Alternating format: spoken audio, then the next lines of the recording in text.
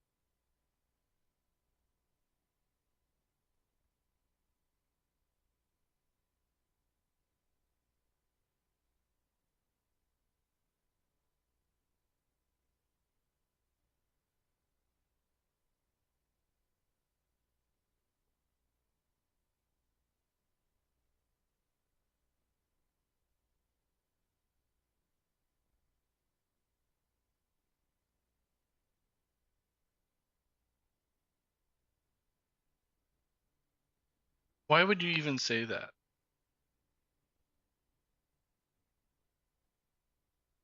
Artie's ult. Or Steve's.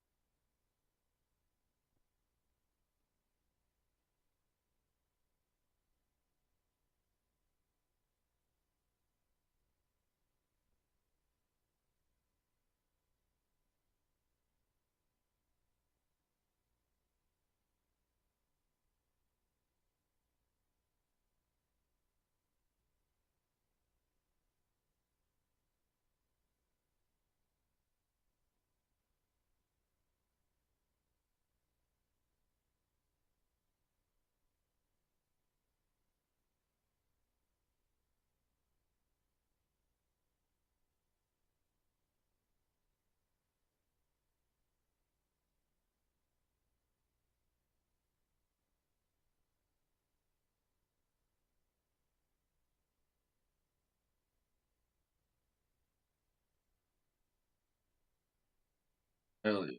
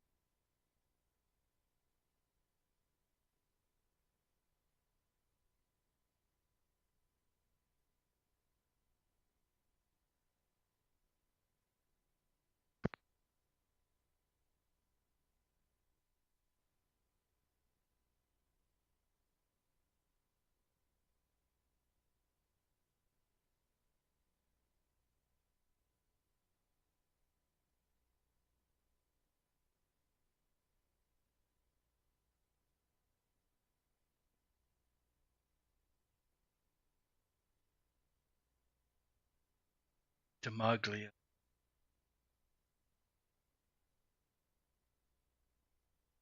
Yes.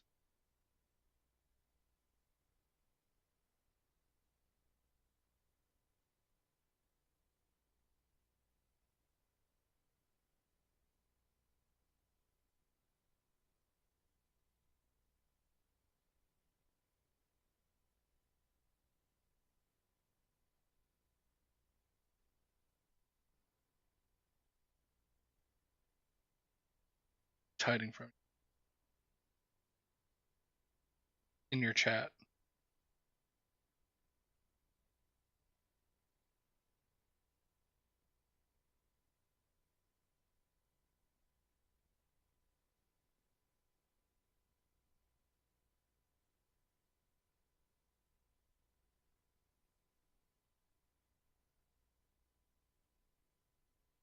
But think of the shareholder.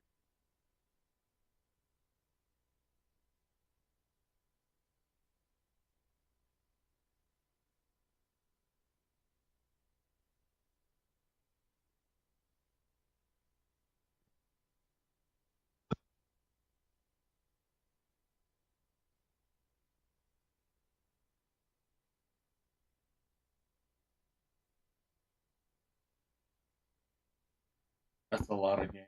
Phasmophobia.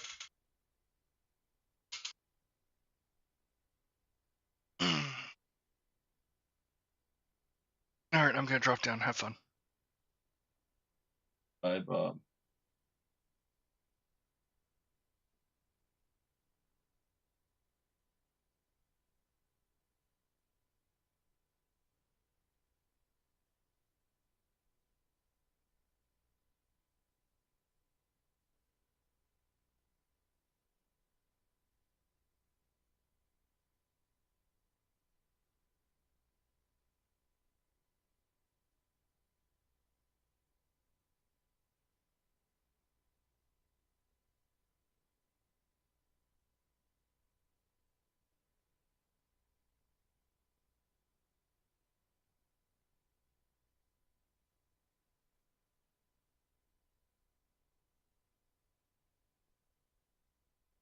では前に出ます。 Sell it to you. But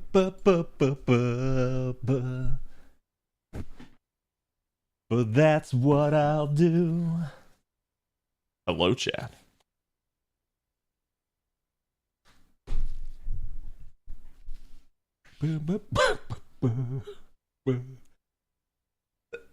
Okay, I did get the go live tweet out.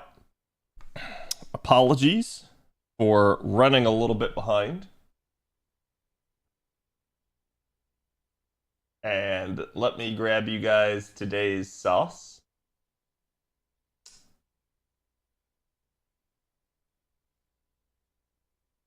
It's a goodie.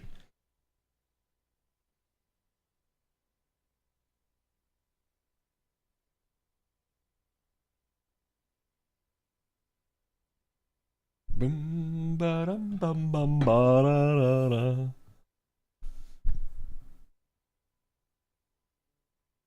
Oh, whoops. Didn't plug in the capture card. There we go. Far from this opera forevermore. Oh. Damn. Make the sweat drip out of every pore.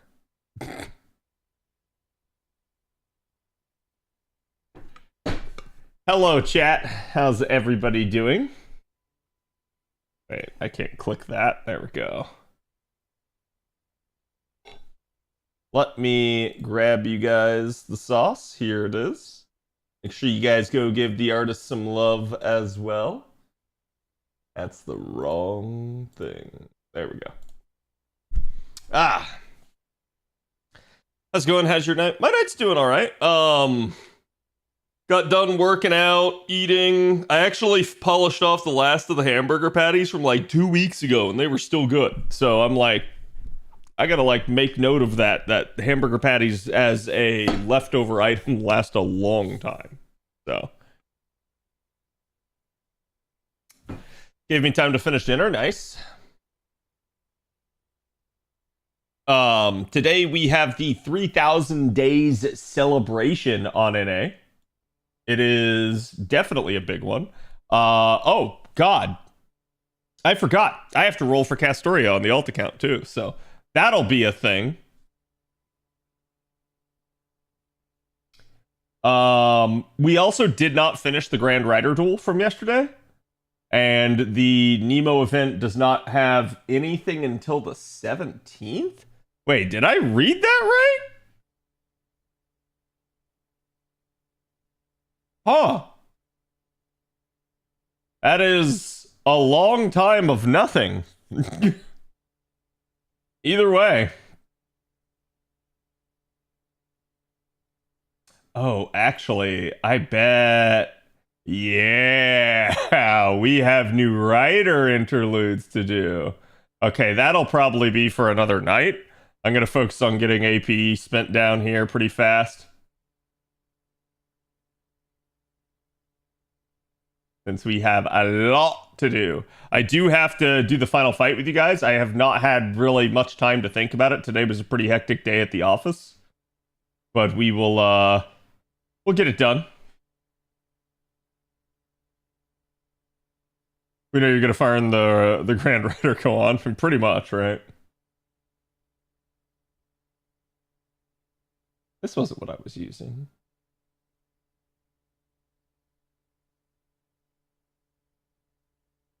Oh, right, yeah, it's because I was doing the Grand Rider duel, so I had switched it.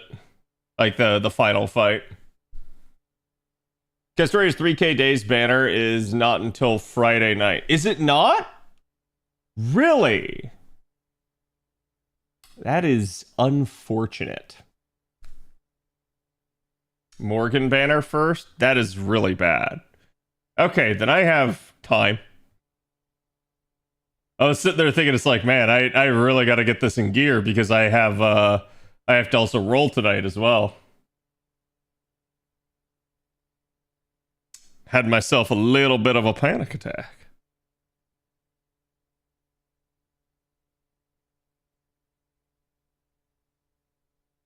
Okay. You continue to tease us the aspect of Lalter on the beach. Listen, chat. I'm not the one who made the art piece. The artist did. Go support the artist. Also go scream at the artist for drawing Lalter on the beach. It is what it is.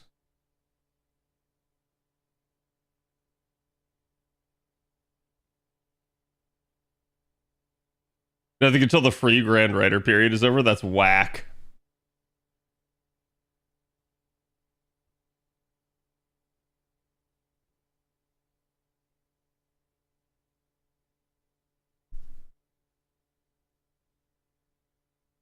Is the banner start in general? What?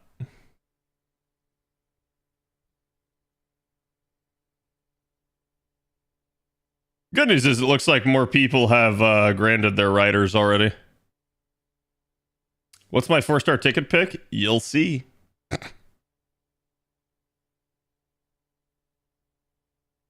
If Cad's teasing us, he's teasing himself as well. Yeah, no, I legitimately thought Castoria was today, so that's my bad. I did not think I had to wait that many days.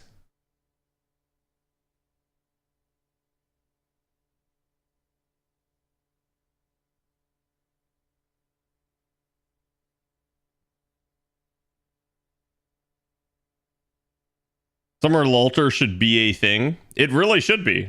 Like I said, I said this the other day, and I don't know that it like played necessarily well with y'all, but like it is the truth. Is like I at least personally feel a little bit slighted at this point that there has been practically nothing Saberface this year. Don't get me wrong, I get it. It's like Saberface have had a ton of attention over the years, but it's like, holy crap. Like, it's not the first time it's happened, and out of all the years, I'm like, I really feel like the 10th year should have a Saberface in it. But I guess technically it had, sorry, when I say Saberface, I need to say it should have an Artoria in it. But I guess I understand that, like, yeah, we did get Ordeal Call 4, and we did get Jontron, so it is what it is. I don't like the lack of Artoria content right now.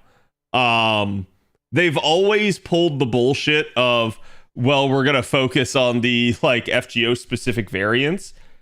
That's fine to a degree, but like I would like there to be at least a little bit of attention.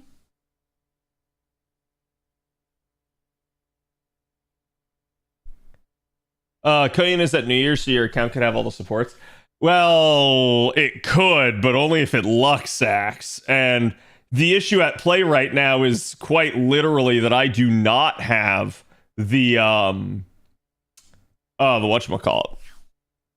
Like a damage dealer. That's something that like for the new accounts 4-star ticket, I have really got a hard choice because there is not like, at least not with like NP1 of a 4-star. There's not like a good looper to get out of that. Like I have people that can loop. I have people that will be like good if they're developed and get more copies. But at NP1, yeah, I mean they'll be able to loop, but they're not gonna like clear waves, and that's gonna be the issue.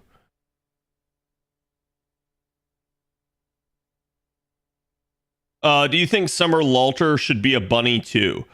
No. In the same way that I don't think Morgan Le Fay should have a like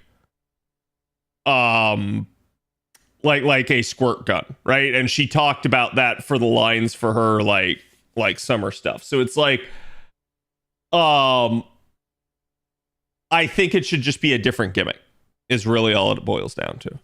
If they want to make her a bunny, that's fine. I'm not gonna like complain about it, but it's something where I feel like characters should be different and not just try to like keep one tricking the same gimmick off of another character.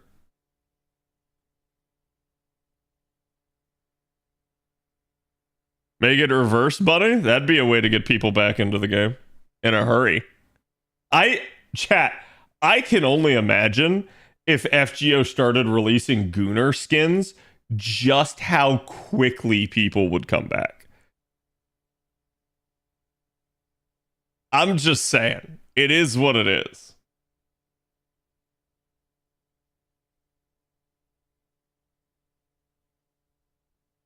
Will you complain if we get Summer Saber Lily instead of Summer Lalter?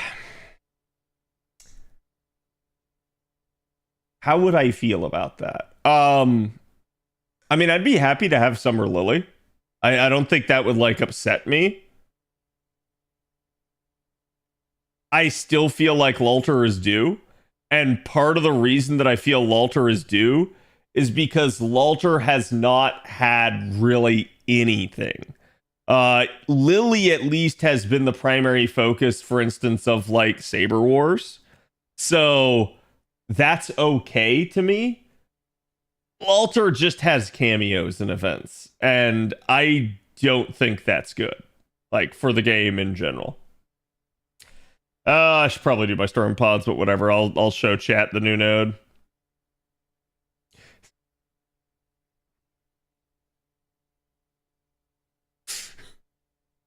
Chat, you don't want to see how I clear this on my main account.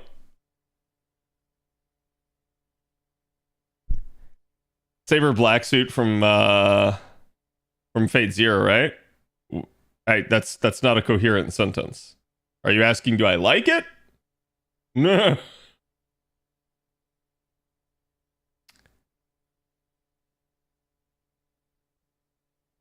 Bunny Alter could technically duel with Buntoria.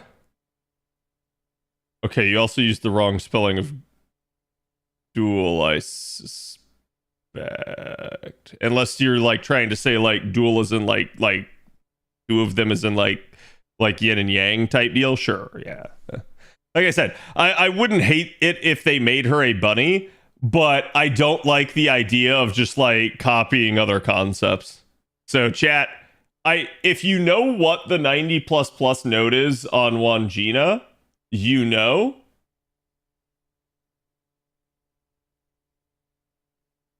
However, did you guys know that Kukulkan is a single target?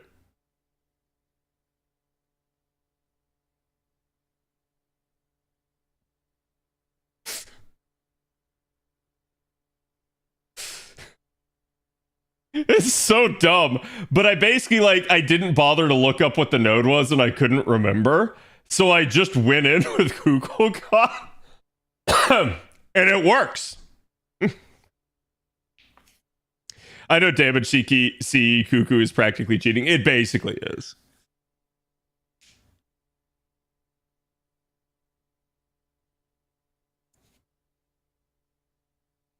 Is everyone picking for their 4-star? That is the question. You guys will get to see my pick here in a minute.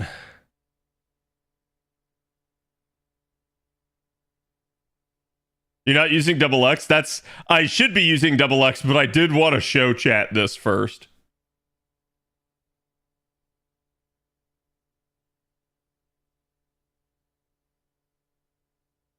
Like, it's absolutely unnecessary to go to this length, but like, it makes me chuckle.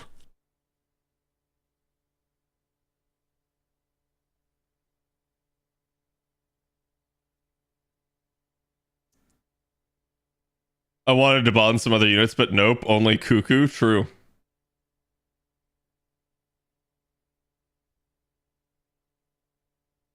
I was asking, would you like to see Arturi in a suit? I mean, sure. Yeah, if they wanted to like put that in as a skin, I would have no issue with it. I feel like this is what I mean when I say like that they don't nostalgia bait enough. There's things like that where it's like, oh, the Artoria like outfit, it's like that's never been put in the game, and that would be such an like easy win with the community. You don't even have to be a big Artoria fan, and you would still probably like that.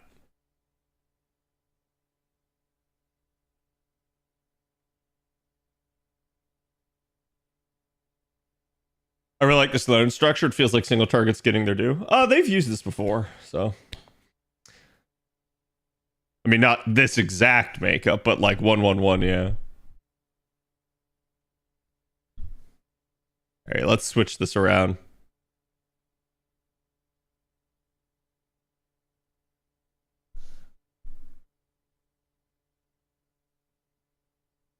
I'm moving 90 plus with Surf Mo. Surf Mo is who I use to clear the 90 plus as well. I actually don't remember what it drops comparatively.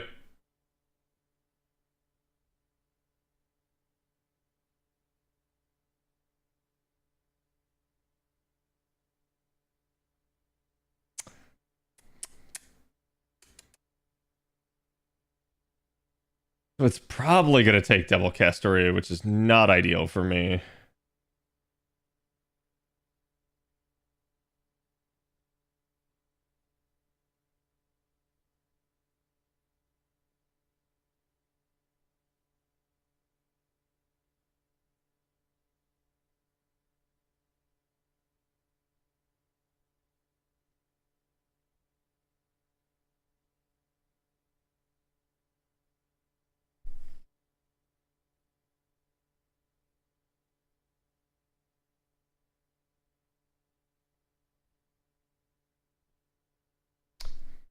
I not bond 5 for my Durga?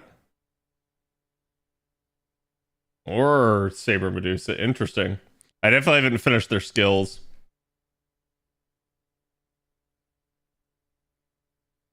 Yeah, we'll go with this, and I'll see if I can walk back either the Castoria or the Oberon. Just Cuckoo training ground event, pretty much. Keep the summer theming of the account, sure.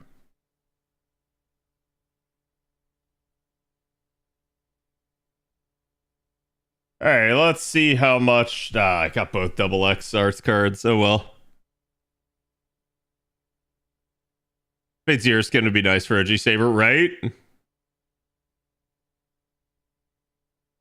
And see, like, something like that should have been something that is like, oh, it's 10th anniversary. Like, that should have been something that they did there.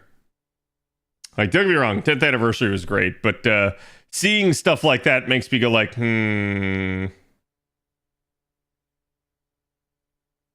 don't know how strong the other caster is, so I'll use mine.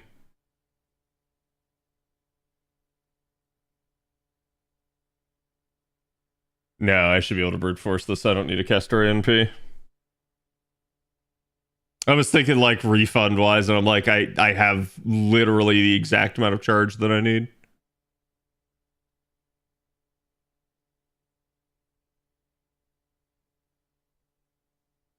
Good old double X 26% refund.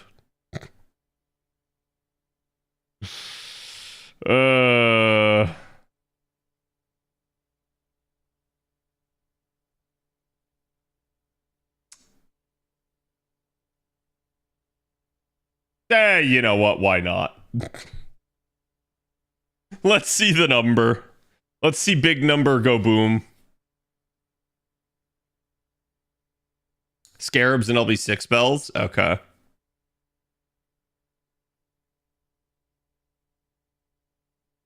Can Summer Castoria clear this node? Probably. Hephaestion should be at least chaotic. If she's not, that's wild to me. Only 3 million.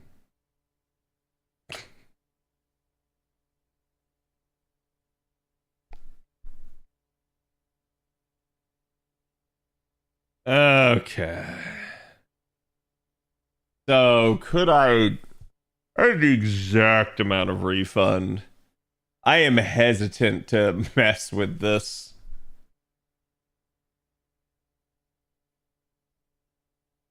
And before Gouda 9 got delayed? I think you're going to get a Halloween event this year, and we know we're not getting a Christmas, so you might get Gouda to wrap it up. Gouda might be the last normal event before the finale. But we'll have to see.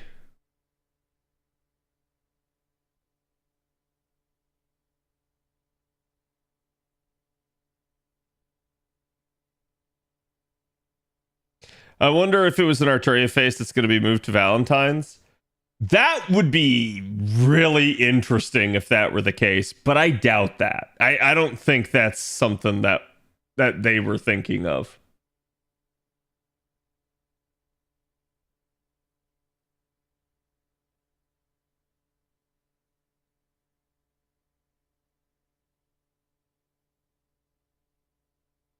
I feel like we're going to get Foreigner Elizabeth. I feel like that too.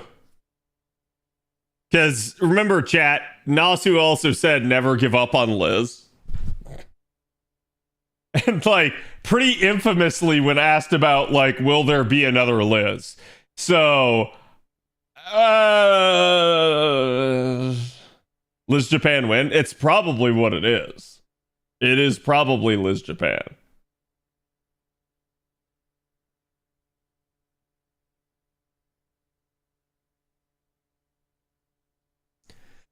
Bride Arturia. That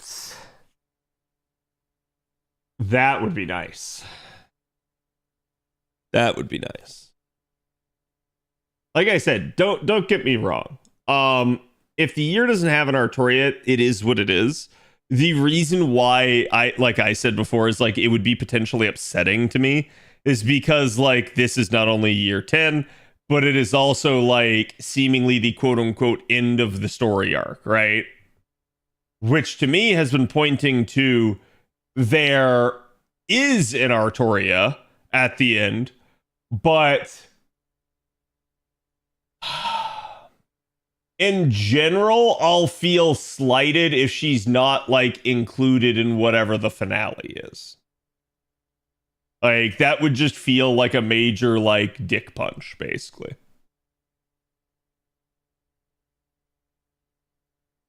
What if the unit for Valentine's is Guinevere? That would be really cool. And that's one of the things, like, Nasu's always wanted to flesh out Morgan Le Fay. I don't know, like, how well you could make Guinevere a servant. It might have to even be something along the lines of a pseudo. But Guinevere has been done dirty, probably more dirty than any other like Arthurian character by Nasu, because Nasu just does not really talk about her very much. She is briefly mentioned a handful of times, and there is no actual definitive details given. So it's kind of a like thing where it's like, man, you wanted to flesh out Morgan Le Fay. There is another prominent character that you've never even really touched. Morgan Le Fay, we at least knew quite a bit about. And Morgan does appear elsewhere in other Fate works.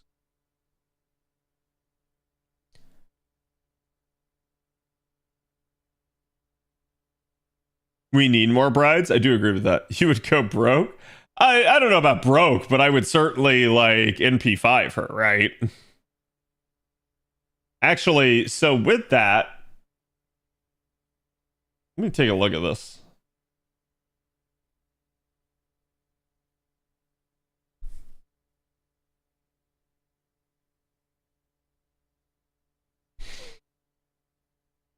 Yeah, I would get 30 coins for bonding, right?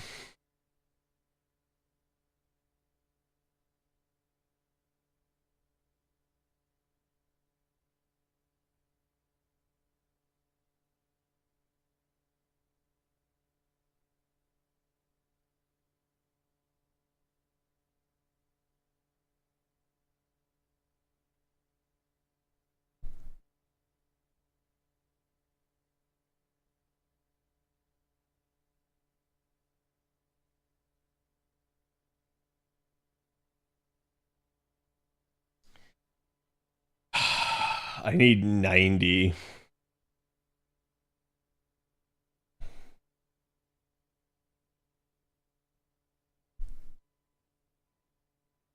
Let me let me double check.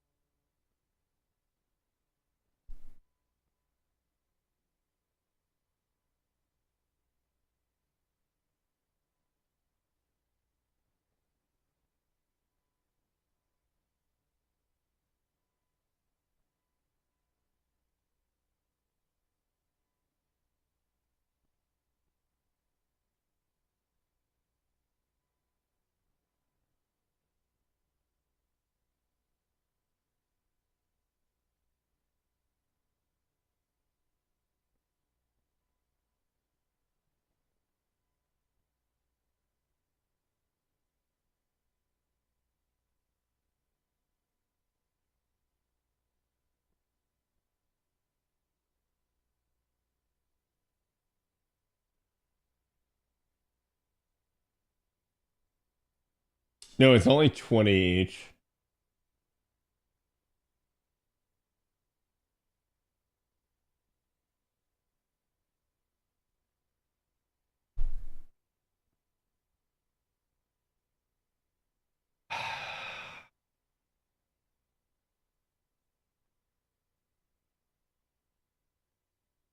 So even I need 90 coins. I currently have 20, which means I need 70 more.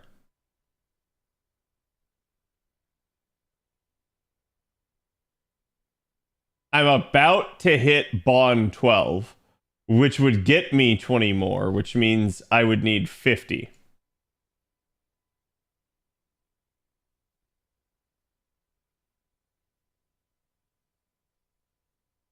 Cat, do you know how many coins you get for a copy?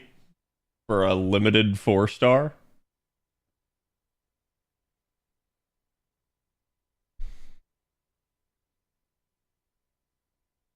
It's basically I either grab her from the 4-star ticket, chat, or I basically just sit there and wait.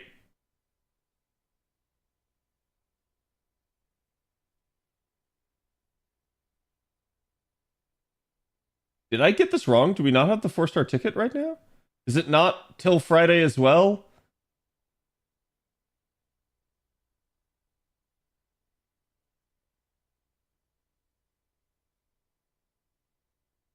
And night. Oh my god, dude.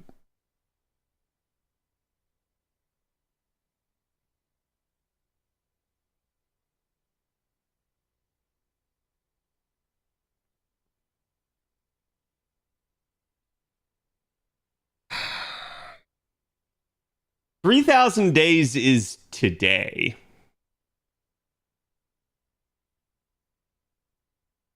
Not tomorrow.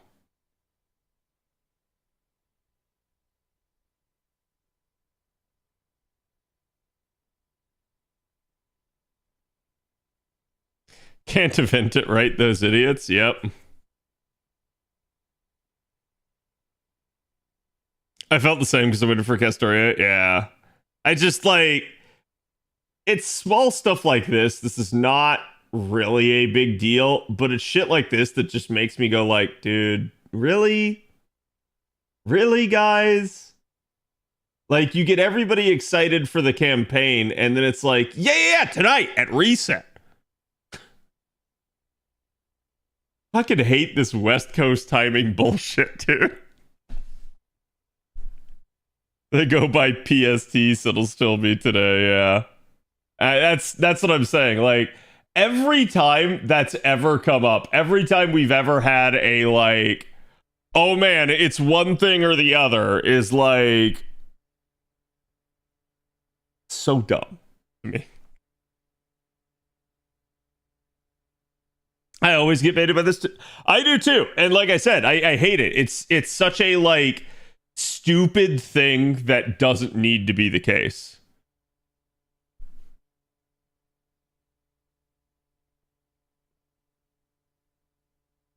They need to switch hard reset to the soft reset time East Coast.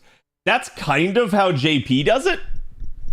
I don't know how I'd feel about it being the hard reset, but it is what it is.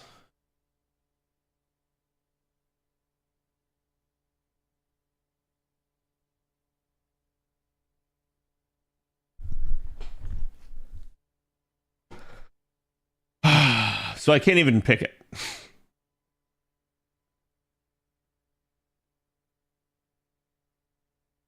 The idea was basically, again, that I'm going to have to still get her to bottom 12 to actually finish her. But yes, then sometime like tomorrow, I'll be able to pick the ticket. That'll be another 50 coins. I will get another 20 off of this. That'll be the 70 that I'm missing. I will be able then to take her to 120.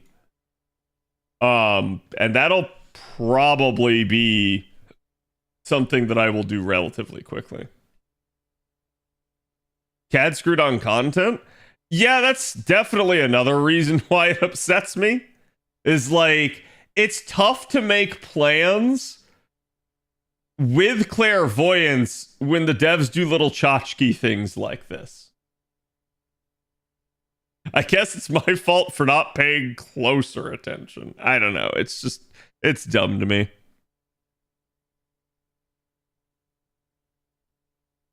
With a global server, no matter what time they pick, it will always screw some players. You are correct, Abandoned. However, they choose what is arguably the worst time zone. And I don't mean this to, like, insult West Coasters, okay? I mean, quite literally, short of picking Hawaii or Alaska, they have picked the latest possible time zone that disenfranchises the most people, not the least.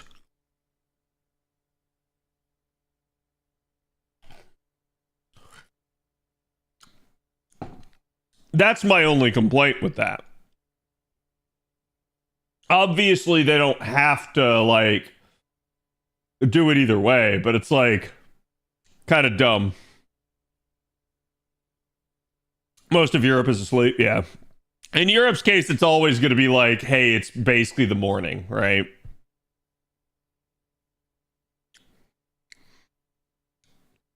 Is the ticket copy getting burned? No, why would I burn her? What? Come on, chat. Who do you think I am? Okay. Now, chat. This is the new player account. The new player account has done a thing.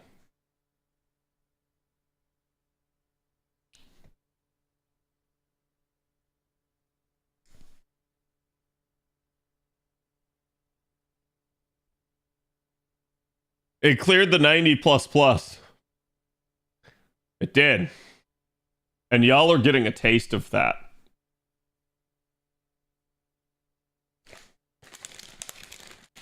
Oh, sweet.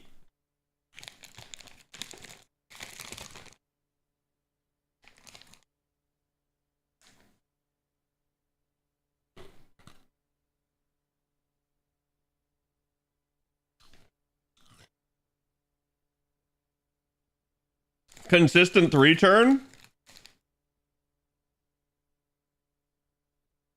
Yeah. So multiple of 3.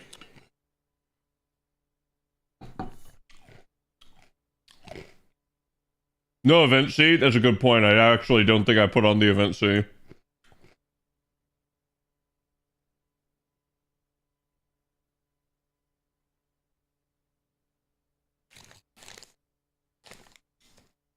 Hey, that's also my comp? Yep.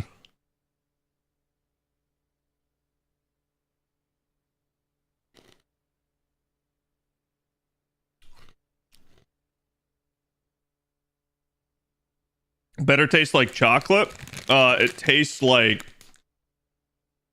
Snyder's of Hanover's hot buffalo pretzel pieces. And they are delicious, by the way. At least to someone like me that likes spicy buffalo.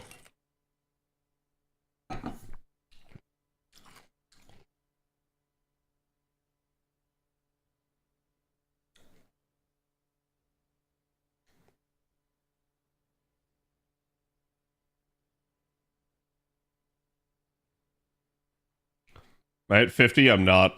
God damn it. Yeah, it's gonna be like that.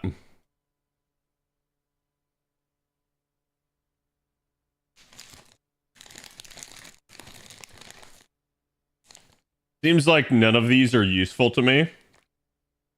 Ah!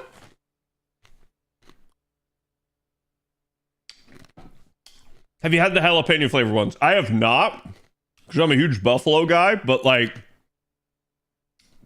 I was at the grocery store the other day and someone in front of me bought this, the jalapeno ones, and there was a purple bag, and I didn't get to see what the purple bag was.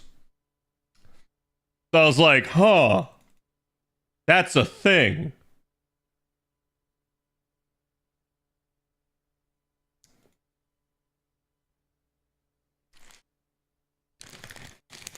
'90 is foreign Godheart, yeah.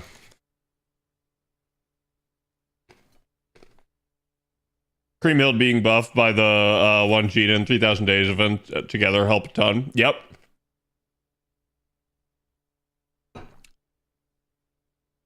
Like, it's just nice to have stuff like this at points.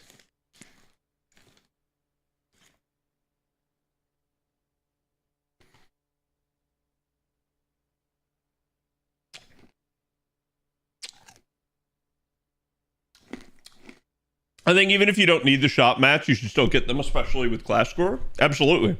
You should always... So, chat. To me, they're a shop clear.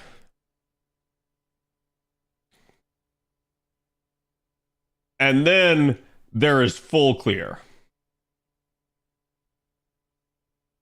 What's the difference? Full clear means getting literally everything in a shop. At least that has any remote value. Like, maybe not something like the command code removers, but otherwise everything else, right?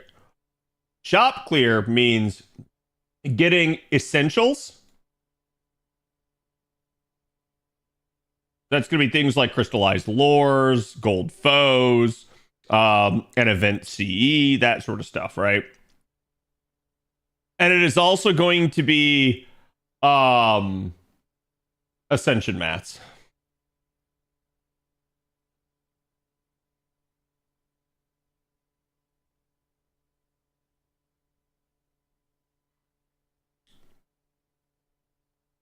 That's it. No statues, no skill gems. Like, you can get them if you need to, but this is considered shop clear if you do the essential stuff in the ascension mats. No foes embers. Those are pretty much in the eye of the beholder. They are up to you. You absolutely should, unless you're like embers, yes, right? Like, but with regards to things like say silver embers, it's maybe less of an important deal if you're high on mana prisms. With regards to things like foes, it may not be as big of a deal if you're already ahead of your foes and you have every unit foed. So it really just depends. Most players should get those two.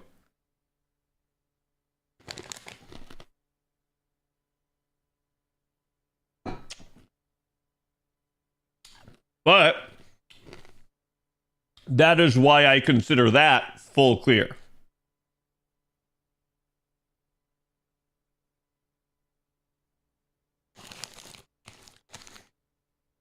Sorry, not full clear.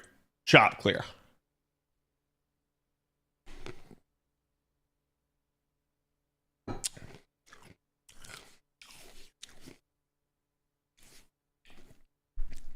Embers were a lot more important before the grand system that values more options at level 100 over having level 120 servants. I don't really agree with that.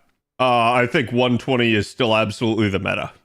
And that is evidenced by, like, basically 120s being the more efficient clears of grand score.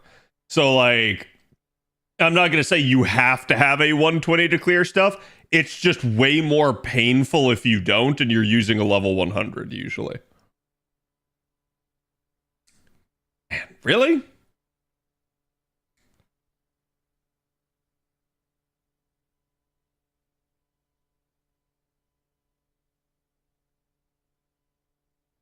I guess.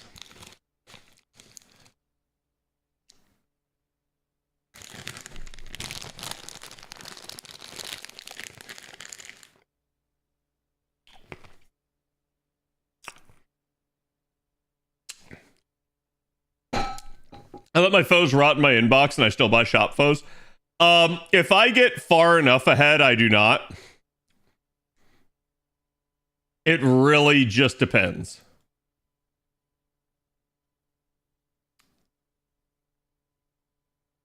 Yeah, see, this is getting kind of nasty here.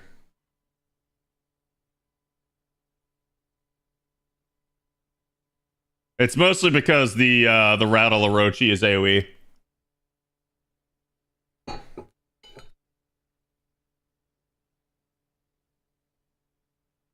Being able to skip pieces and monuments is nice. It is. But remember, this is also coming from somebody that's like, you know, I was around back in the day for the old lottos that actually allowed you to do those. So it's less of an important thing for me. This could be spicy.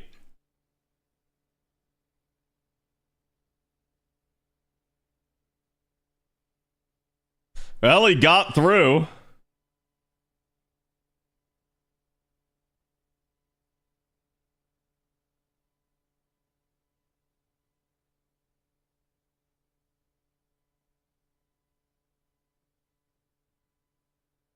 I'm gonna do it like that just because I want to get the HP rolling.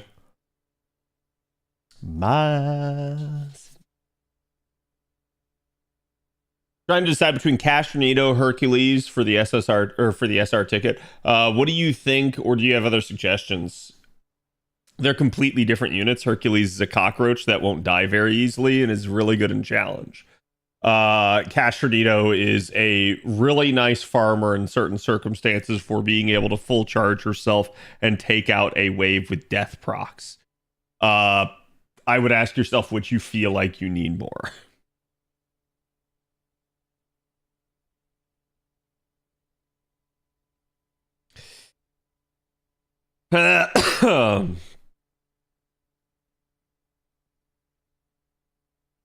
I don't feel like I go for the Mystic Code buff.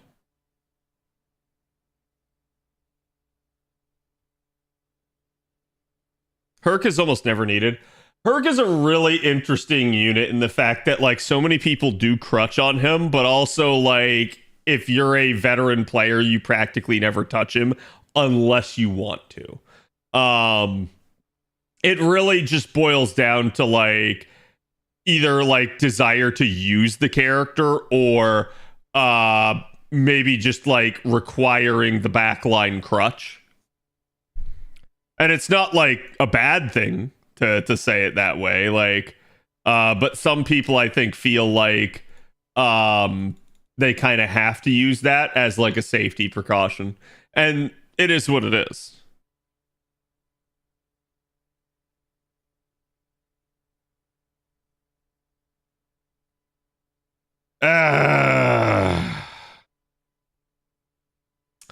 I really want that mighty chain. I'll hedge my bets. For new players, Babylon Sith's a great option. Yes and no. I'm not going to say the Babylon Sith isn't a good option. She is. The issue at play is going to be that you actually have Kuro sitting there in the welfare shop for the Evocation Festival now. So, like, that probably is a better use of resources, freeing up the SR ticket to pick someone else. Because, like, Kuro is one of the ones that's like, you probably should get her, like, pretty quickly.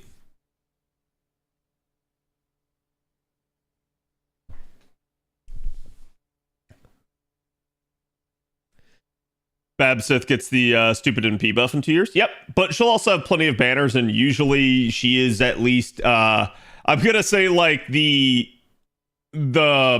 Morgan banner is usually pretty popular with a lot of people. Doesn't mean it's popular with everybody, but it has a really like good odds of like people rolling it just for whatever reason. Okay, so I'm not protected this turn. Gonna stun you. Cast a mist, know it all. With the birds of shame.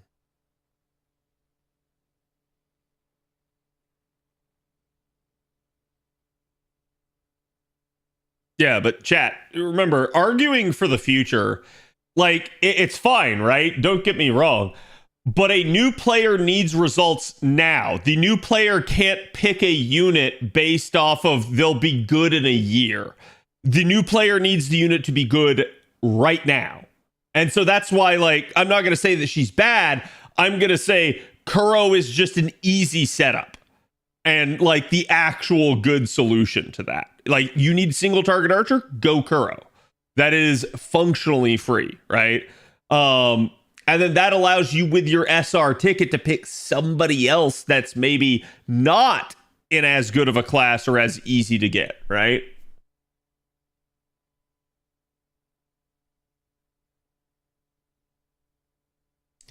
That was good now, but I get what you mean. Yeah. So you're confident in that multiple of 3 clear? No. No, see, I am, but not for the reason you think. Okay?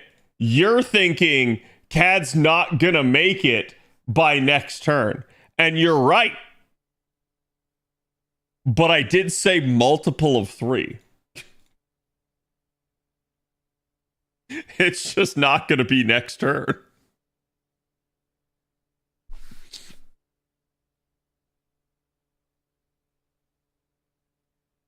Kuro is easy to ascend, not bow. Yeah, this is just the problems with a lot of units. What was it? I think people were stumping for like, hey, you should get Noah. And it's like, you can get Noah, don't get me wrong, but realize that like if you do not use pure prisms, he requires an ordeal call format. Good luck. Like, that is going to take you a bit as a new player to get to.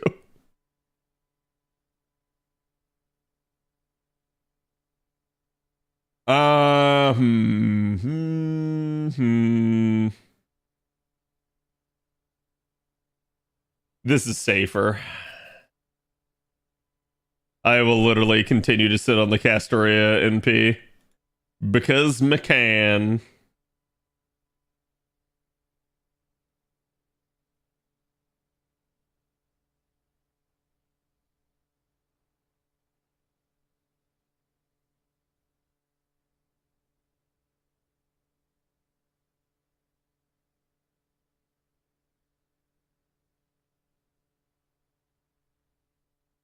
There you go, chat.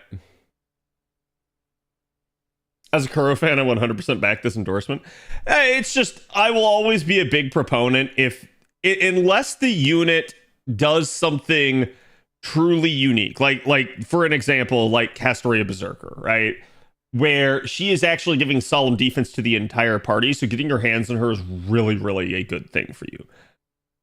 I'm not going to say that like Baobab and Sith doesn't do good things. Just that she doesn't really do anything that nobody else can do. It's kind of just, it's all in one kit. That's good. But at the same time, again, you should, as a new player, hinge on the welfares. You should actually use them to your advantage because they are so cheap. And therefore, that is the best bang for your buck. It always will be. And from there, then it becomes, okay, where are there gaps? Where do I need to fill in with 3 stars? Where can I maybe snag a 5-star? That sort of thing. But the welfares are what are going to comprise a lot of early game accounts. And this is something that's kind of an evolving thing a little bit too, as it is changing over time compared to like what a lot of us are used to is like from back in the day, you didn't have welfares you could purchase. This is a new concept for NA.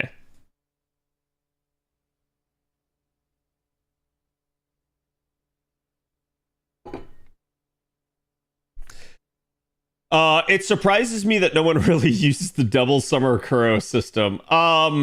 It doesn't. So, do you see anybody using Qinggong either? Don't get me wrong, Qinggong's a really valuable unit. And if you go on Reddit, you'll definitely see people that use Qinggong. Nobody wants to have to use Qinggong. It's the same thing with Summer Kuro. Nobody wants to have to use Summer Kuro because there's party rotation. There is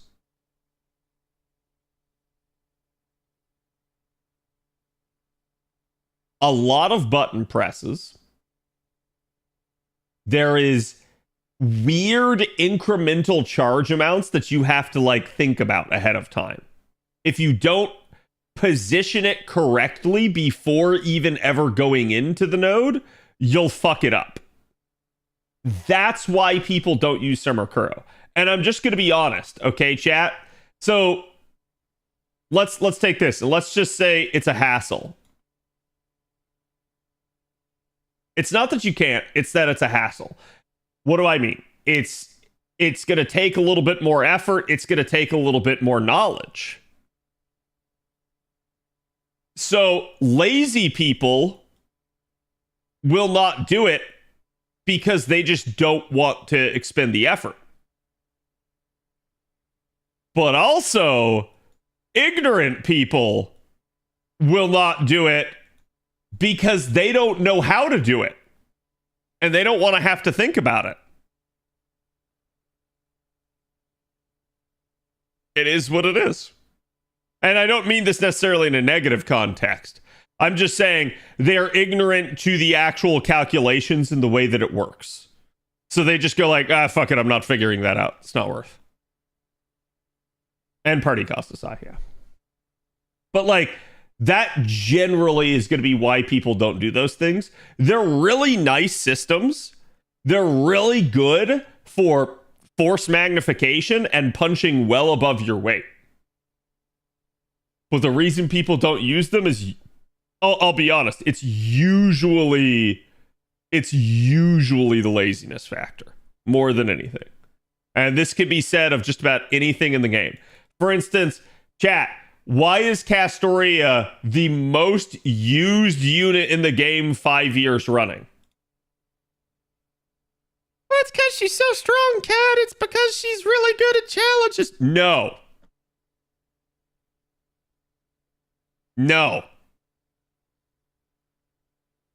Arts Loop go burr. That's really what it is. She is very easy to use effectively and is relatively foolproof. That's why she is the most used unit. On top of being really good, right? But like, for instance, when Scotty came out on JP, there were a ton of people that I'm not going to make another multiple of 15 or a multiple of 3 unless I use a command spell just to mull chat. But like, yeah, it's always going to boil down to that sort of thing. And I don't think like you have to like really over psychoanalyze it or anything like that. people don't understand this. I've seen so many shit takes over the years, so many like weird positions where someone goes like, "Oh, like this is a thing because of this or that," and I'm just like, "No, guys, remember the military acronym." Chat, do you guys know the military acronym KISS? Do you know what it stands for?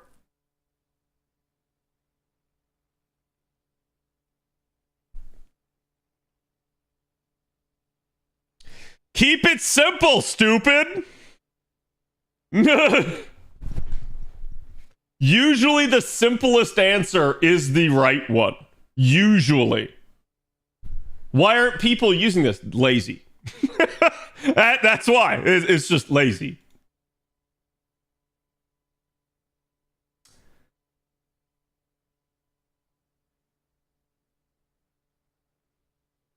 And engineering in general, yep. And programming, yep. But yeah, it's the idea is like, stop making it needlessly complex. You really don't need to. It just is. I thought it was something else, yeah.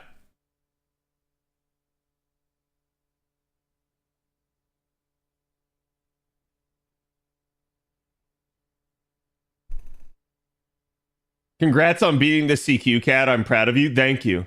But chat, there is a reason I wanted to show you that. It's kind of a proof of like concept that it does not matter if I'm not facing a foreigner, I win. That's basically already to the length of which I have built this account. I win. It's that simple. I don't win immediately. It takes me a long time, but I win.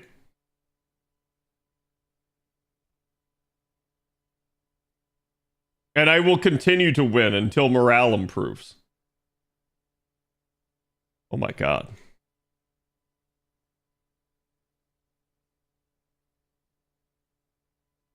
Okay.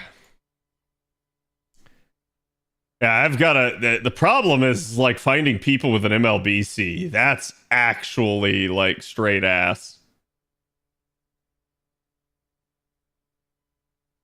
Oh, it feels so good.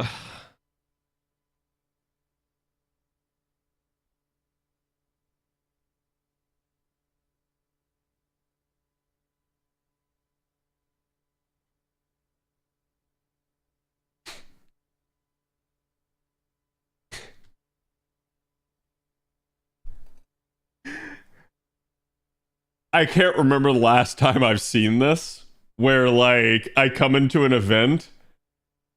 How many do you hold? 0. I cannot remember the last time that happened.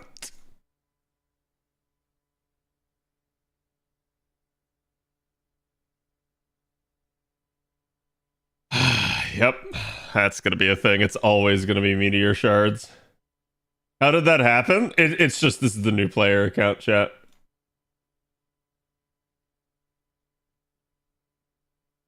Now, let's try with the damage she equipped. Surely it's faster, right?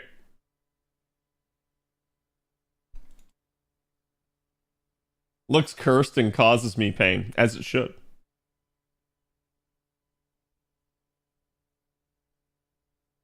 Not a lot of friends with MLB, poor Juan Gina.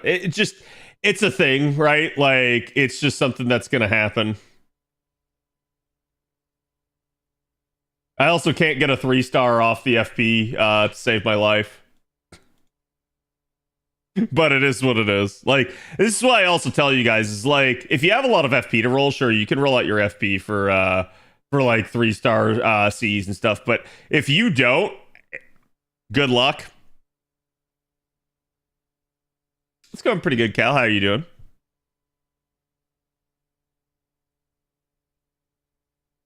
Feisty is not chaotic, by the way. Neutral balance. Ew. That would explain a lot, though. Like, that would explain why I'm not just kicking her ass.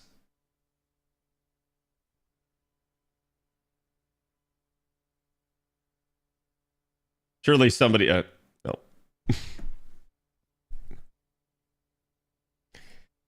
If Cad has 0 of a mat, it's either a brand new mat or he's so busy he doesn't have time to farm, but option 2 never happens. That is true. That is true. Option 2 does not happen there. Yeah, if I have 0 of a mat, I either just actually spent it all or it's brand new. And it's very rare. Like I said, usually by the time you get to an event that has the material, you have already like gone through a story chapter that gave it to you. You may have even already done free quests that gave it to you. You may have even already used pure prisms that gave it to you. So it's like by the time it shows up in an event, I'm usually like,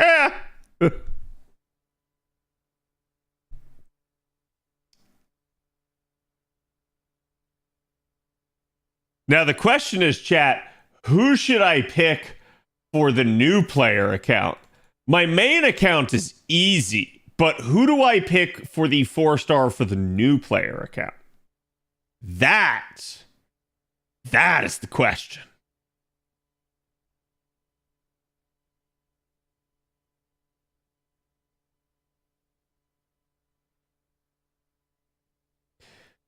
G at Bun 5, you did.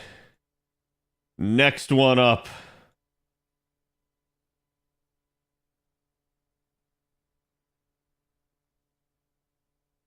I really don't have too many people left to bond.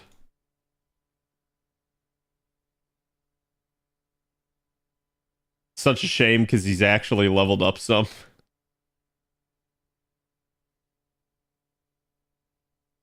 Like I said, I won't bother with Mash. She'll get there automatically. Salter is a consideration. I will say this. It probably needs to be AoE. AoE is just oof, right?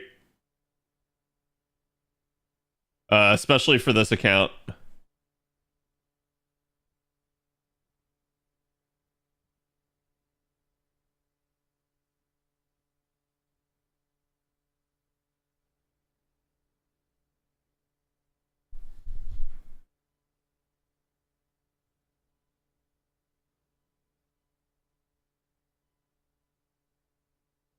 All right, let's see. How much firepower can I squeeze out of her now that I have a damage she on her? God damn it. I keep accidentally thinking that that's the one to swap with.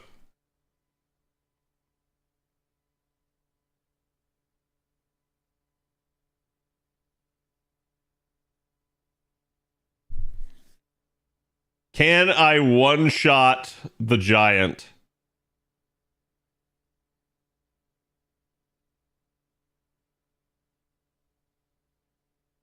Too bad you can't pick UDK. Honestly, UDK would probably not be a great choice because UDK's refund is fairly low.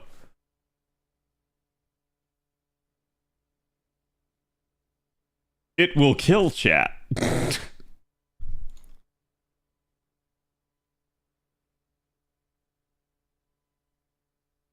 47 now!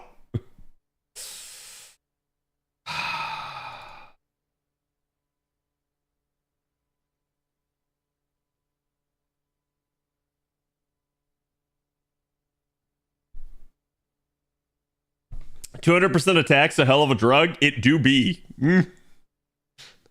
Like, damage Cs are my blessing. My curse is drop Cs. Because finding somebody that has MLB on this new account is just awful during events. It is what it is, particularly in an event like this where I think, like, the Wangina event was kind of always doomed in that regard because she's not, like, super popular. And she has not been a particularly standout unit. It doesn't mean that she's bad. She's not. But I kind of knew the writing was on the wall that, like, by the time she came to an A, this was sadly just going to be a thing. Also, if I had popped that one turn earlier, I could have at least gotten like a triple like steroid buff thing.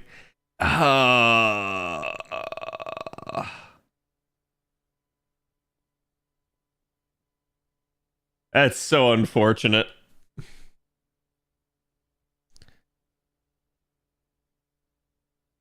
Just do triple damage, yeah. UDK just makes me die a little inside. Yeah, it's so sad because like she really should be a little bit better, but they unfortunately have a really like poor track record of doing this sort of thing to units, and I hate it.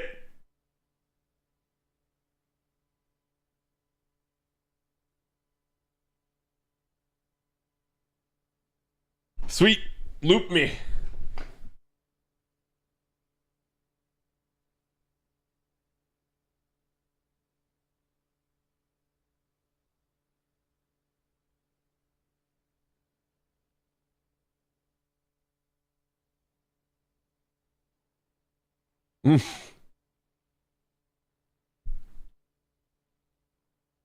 Do you think next week we might get some buffs? I don't know. I hope so. Like I said, this was something I was talking with Avalon about, and it really just felt like we were not gonna like be on pace this year for buffs. It's sad. I don't feel like it should be that way, but it is, unfortunately. The devs just kind of, I think, have their priorities elsewhere this year.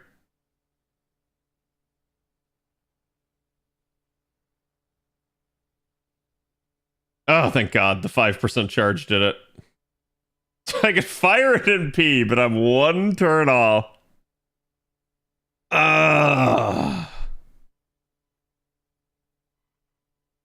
Shit. Oh, no. The overcharge fell off. Crap. This is only going to be one hit each, so I probably will eventually take damage.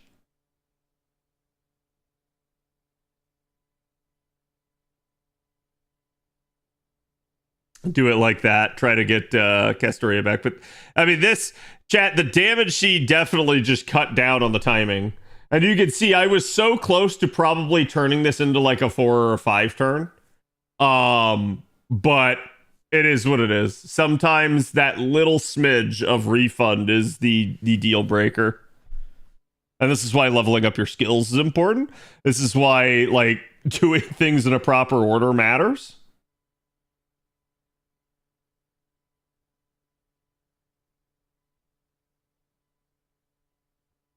I'm just going to go for the kill.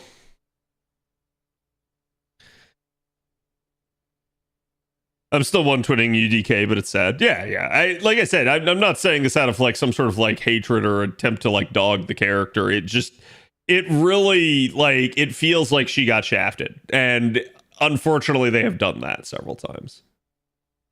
Like Tomoe Saber is still like to me not really in a good spot. She's certainly usable, but like as far as looping goes, I don't know what the devs are doing. Crits go were. Yep.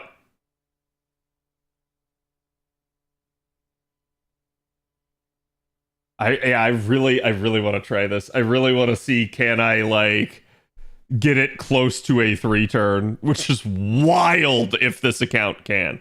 Because this is just me using an NP1 Castoria Berserker. It's not like I have like some super steroided NP5 Grailed version or something like that.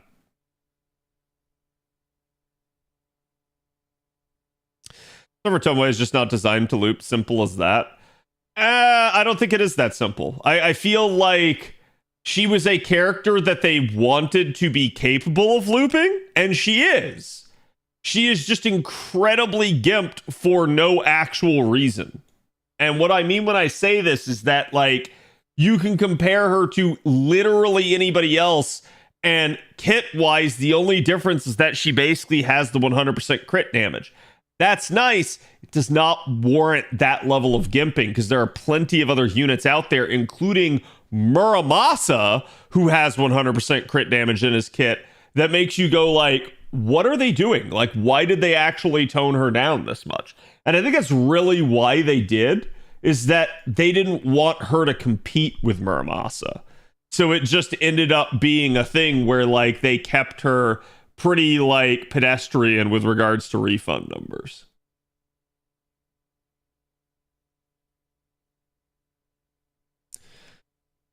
What buffs would you give Summer Tomoe? Honestly, I think like with her refund, because we know they're not going to change like raw stats like that. I think you're gonna have to just give her charge. It's probably one of the only ways.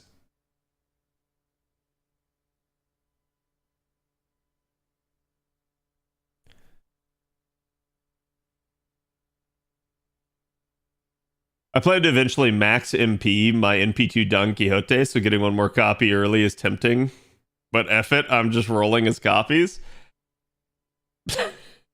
As long as you have somebody else that you want to pick, that's fine. But do be careful.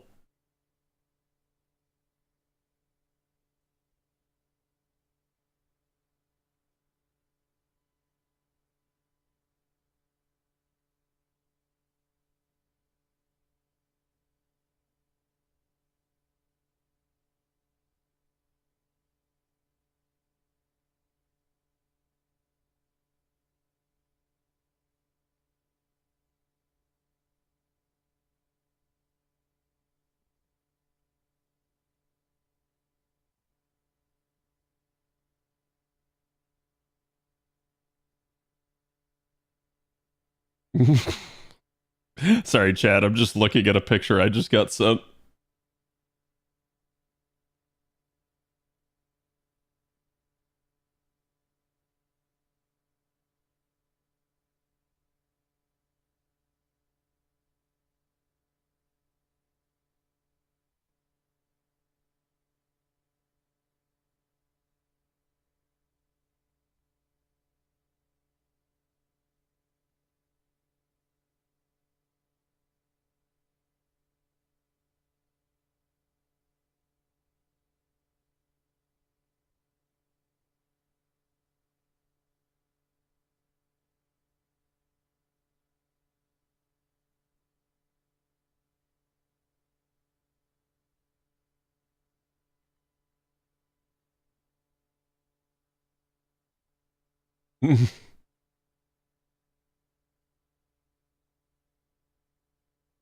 And of course, still the eternal refresh looking for somebody with an MLBC.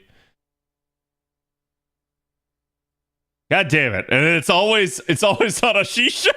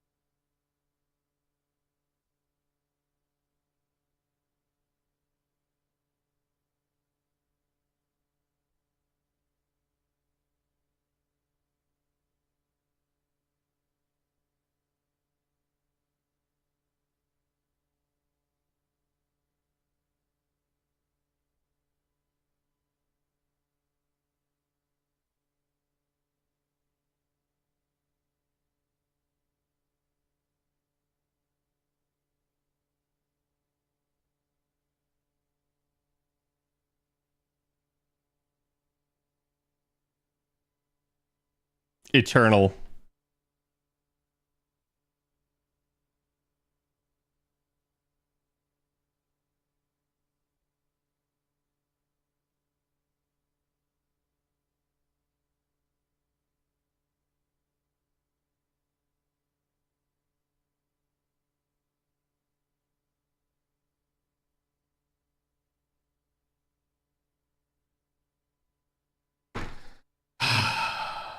I don't even try to refresh for an MLB.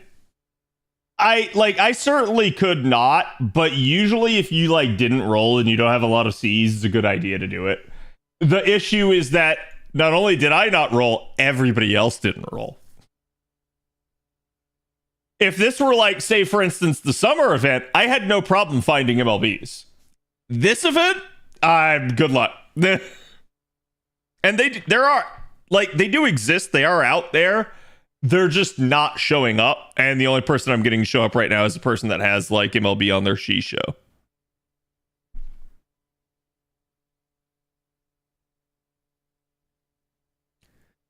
Always a good sign when you have to tilt your head like that. No, it was just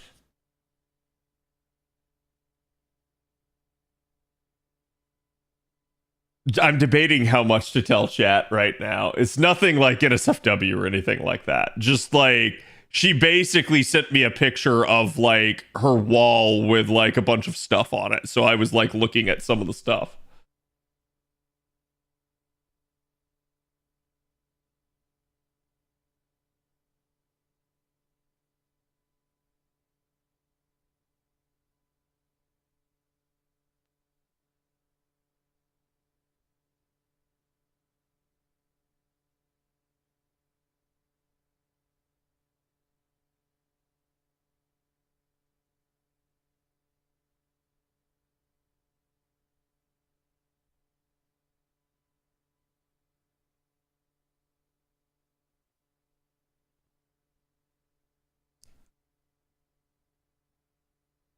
I got lucky when I rolled. That's why I don't have MLB. Oh my god, it does exist.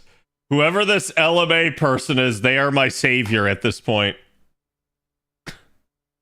They are the only person on my friends list on this account that has MLB of anything.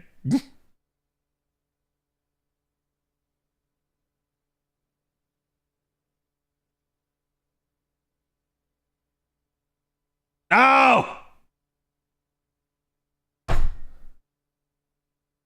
I was really hoping I could scuff that, but I can't.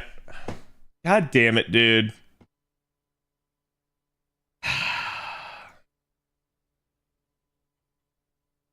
Oh, I shouldn't have done that either.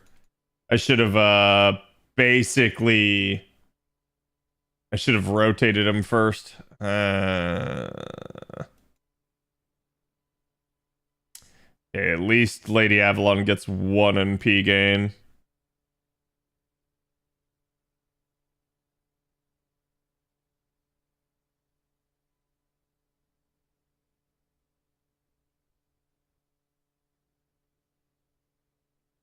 I just grabbed non-MLB gold mat C. It's technically equivalent to 9 bronze Cs.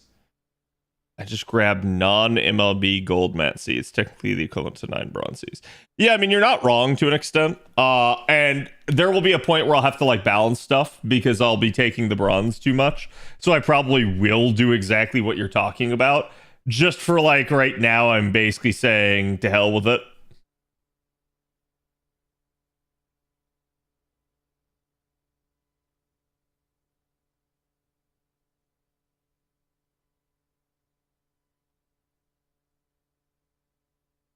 Wait, how is my charge so much worse this time? Did I get to card last time was why?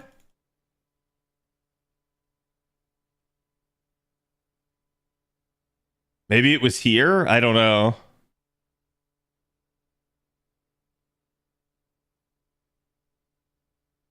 Phoned in. I see what they did there. Yes. LMA is now Cat's favorite netizen. Yes.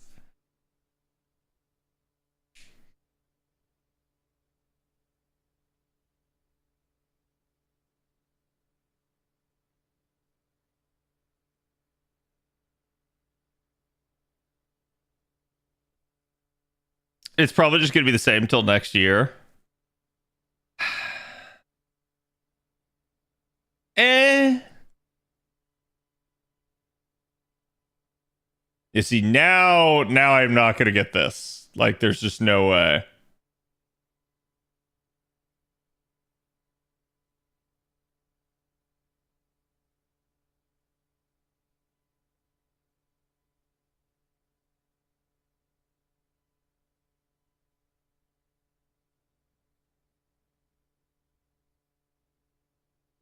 You carded on the second turn last time to 50%. Yeah.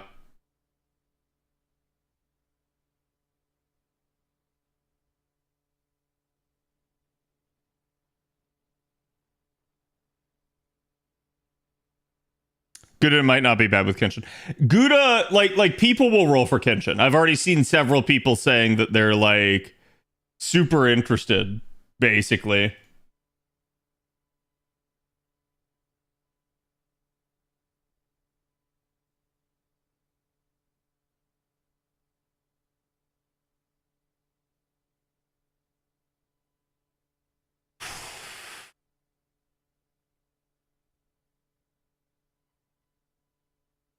Whatever. I'm just gonna send it.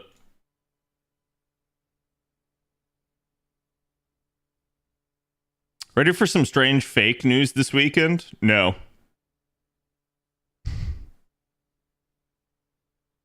No. No, I'm not. I will I don't get me wrong, I will patiently wait until they decide to like finish it, but until they decide to finish it, it's a thing.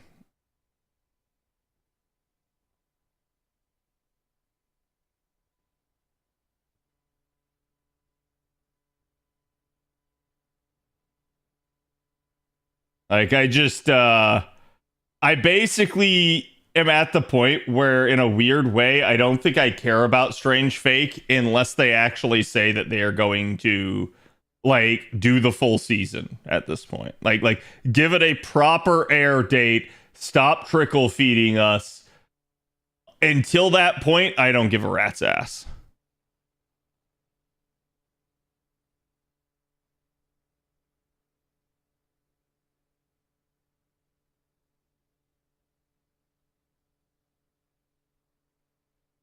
Shibachi's good. He's just a crit DPS, so people don't care. The only reason I contend that is because I don't think he's even really that good as a crit DPS. I think the issue at play is that there are just better options than him. But oh wait, sorry, no, Shimpachi. My brain was thinking Keisuke.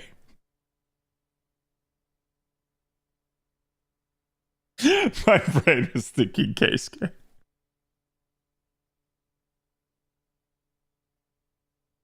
So I'm like sitting there, I was like, I don't know why someone's saying that he's a good crit DPS. Yes, Shimpachi is a good crit DPS.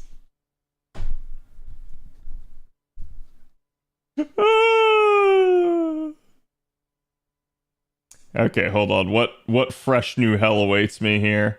Hephaestion hasn't done much, but you know what?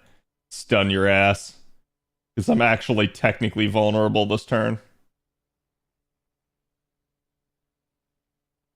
That one's a lost cause. Yeah, like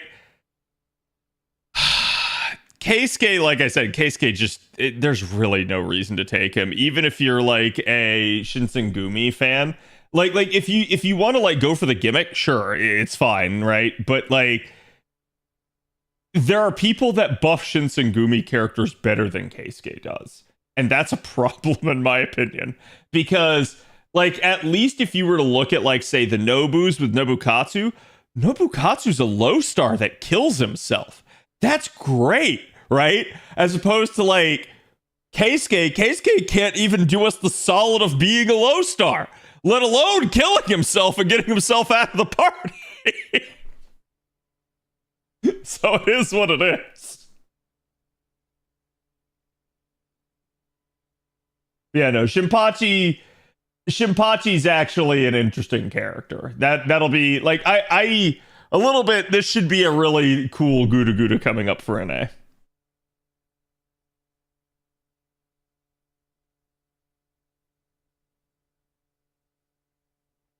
Nobukatsu's an integral part of the double Arash looping system after all. Yes, of course.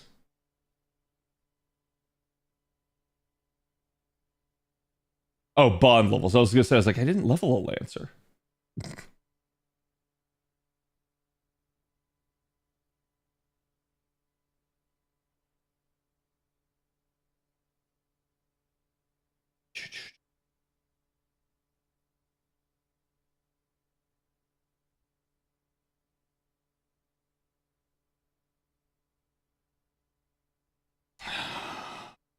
We're getting down into like the point of like there's not very many people that I'm gonna do anything with. Like I don't need to bond Jufu because Jufu will eventually be used as a support.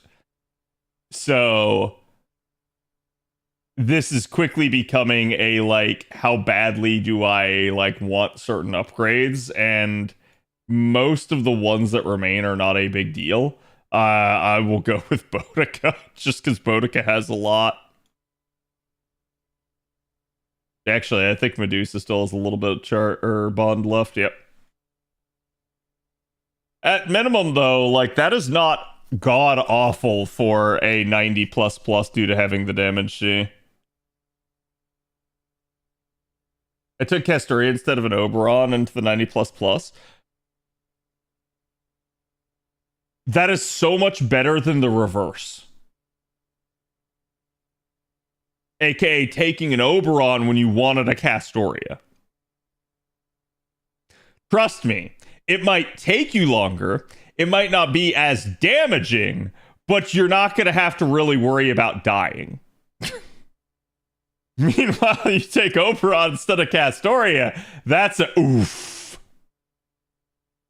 I think Keisuke needs a party battery. That wouldn't be awful, I would say. It's just like, yeah, he was a character that was popular with the Japanese ladies. And then by the time... realistically, by the time he actually, like, came to an A, I think people had already just kind of written him off. That, like, it's not unusable. It's not that you can't do good things with him. He's just the epitome of a unit that I think a lot of people do not care about.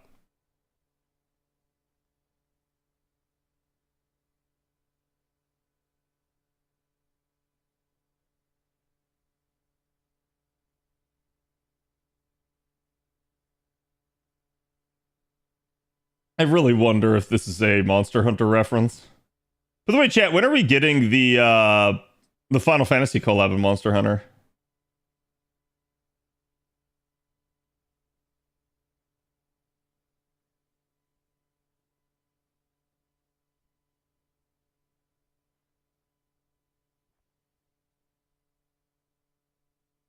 Speaking of buffs, do you think Osaka Behime is a lost cause at this point? God, this just really depends on who you talk to, right? Because like the challenge community would tell you that she's a great like soloer and that she's a fun unit.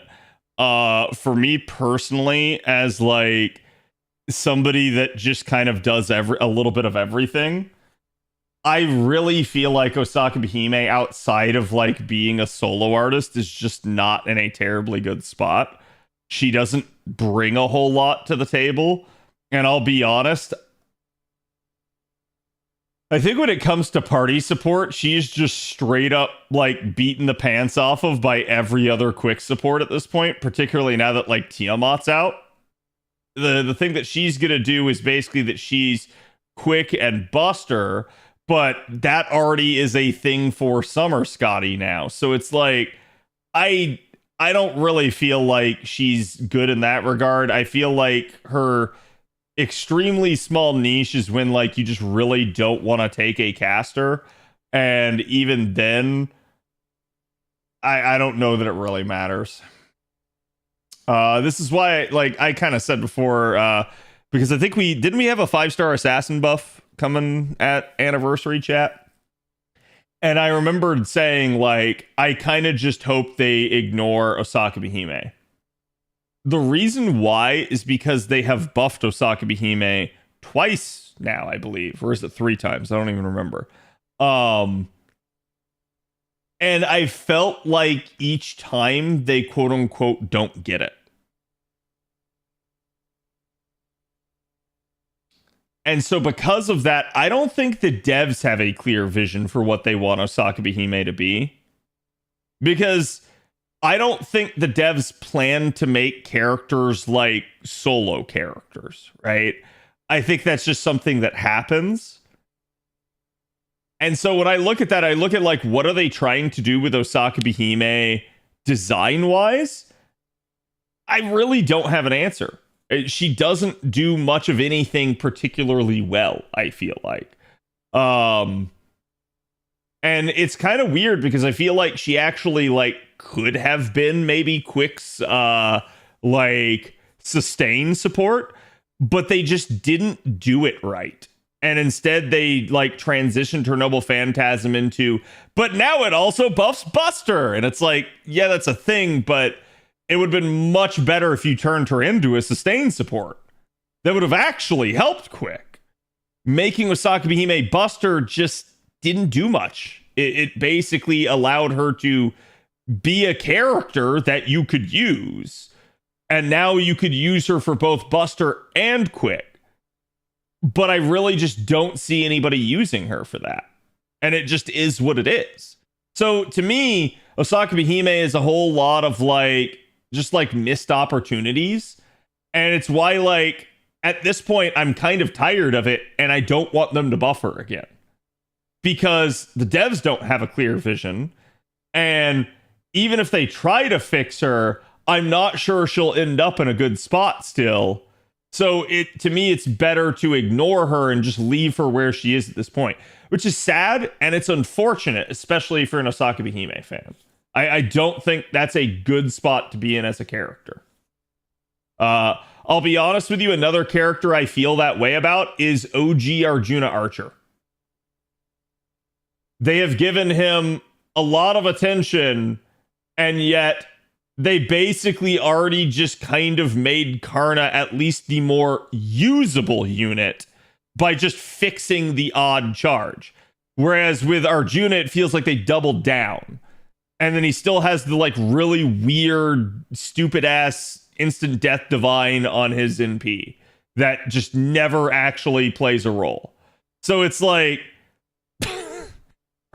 I don't know, right? Like there are certain units where the devs have tried to buff them numerous times over the years, and I would rather they just stop rather than continue to try.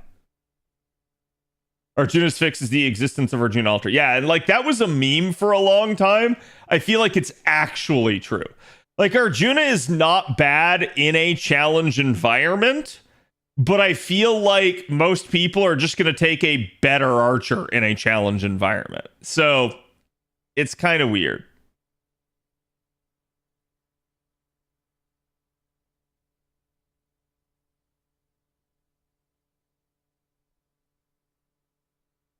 The 25% charge is so troll, just make it 30. Yeah,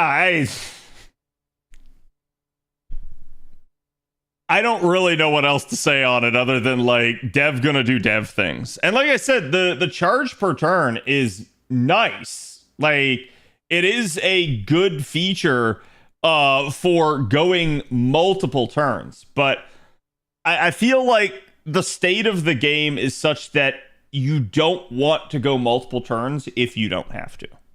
And so as a result, you don't want to have to try. Basically, it's like, I would rather just 3 turn something than sit there trying to like 5 turn it, 7 turn it, 10 turn it. Like most people, I feel like they just want CQs done as fast and as easily as possible. So as a result, they will prefer any sort of 3-turn mechanic over anything that has RNG or anything that takes longer. It doesn't mean you can always do that. There are going to be times that the game forces you to, but this is why certain units are less popular compared to other units where it's like, I just go burr, or like, I just click red. Like, and that's why. Should I go for Calamity Jane? Go for it, man.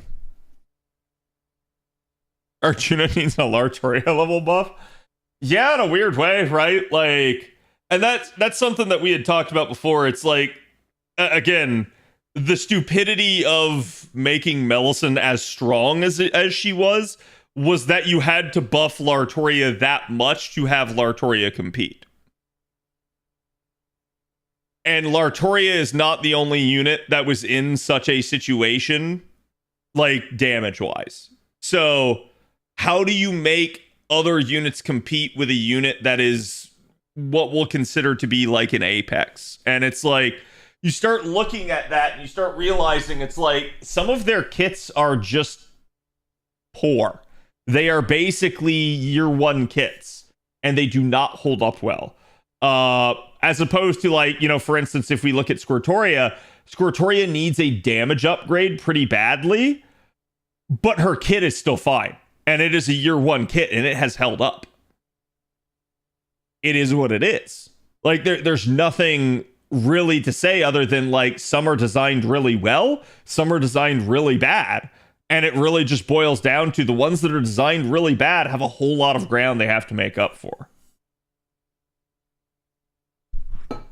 That's not to say that even in the case of someone like, say, like Lartoria was not designed bad. Lartoria just basically had not received any attention over the span of, God, what, basically like 9 years of the game. So at that point, when you start seeing like other units start getting like NP interludes and super effective modifiers and like things added on, you start realizing it's like, well, yeah, that's what it's going to take for that unit that hasn't gotten any attention. They're also going to have to get a strong one. Like, for instance, I can go all the way back to, like, does chat remember the original OG Musashi buff? And I still remember people, like, reacting negatively to it because they thought that it was way, way, way too strong.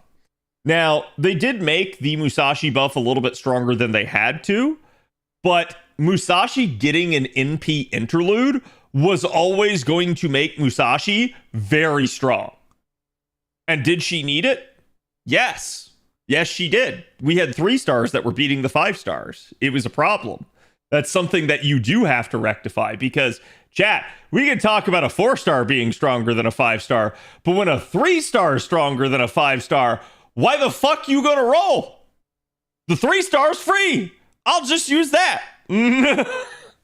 Like, so that's, and when I say that, like, it's a consideration for the devs. The players will obviously game the system to their advantage, but the devs are going to have to do something. The devs are the ones that are going to go like, oh man, if we don't do something, we're not going to sell. Like, we're not going to make the money. And then our quarterlies are going to be down. And then our boss is going to wonder what the heck is up. And then all of a sudden, you have Aniplex and Sony knocking on the door saying, give me my money.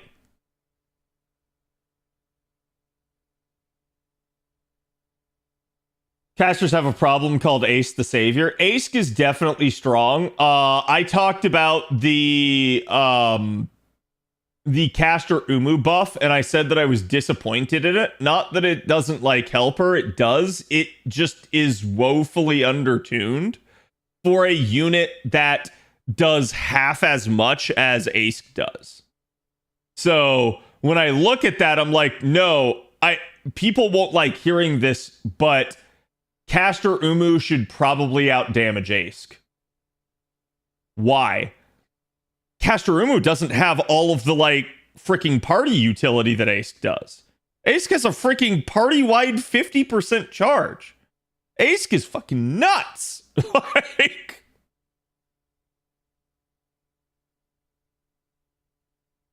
so it's like, when given the choice between who you should roll for between Ace or Caster Umu, the answer's obvious, and it's unfortunate in that regard. Caesar got that sweet RNG buff. It is RNG, but you can make it not RNG. And therefore it goes like, oh, crap. Instead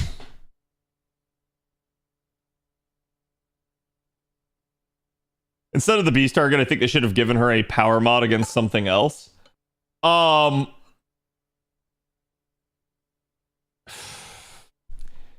Caster Umu is the closest equivalent the game has to Saber Venus.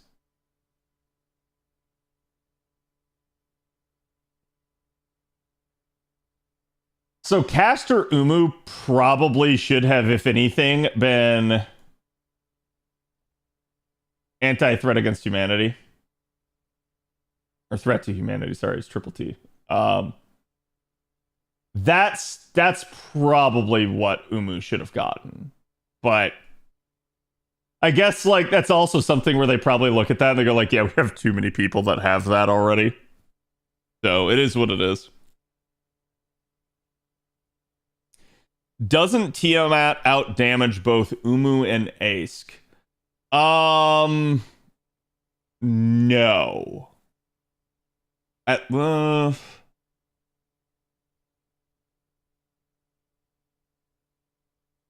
I'd have to go back and look at the numbers. Let me double check real fast. I can probably find them.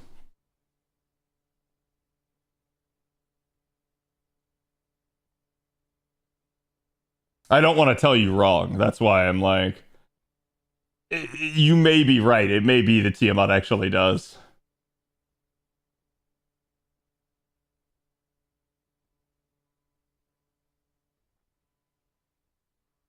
Okay, there's Tiamat numbers.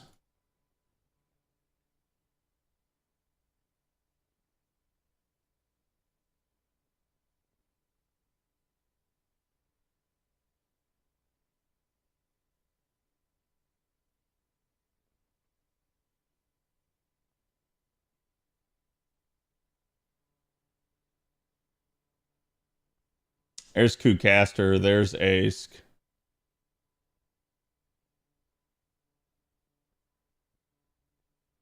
There's Summer Umu. So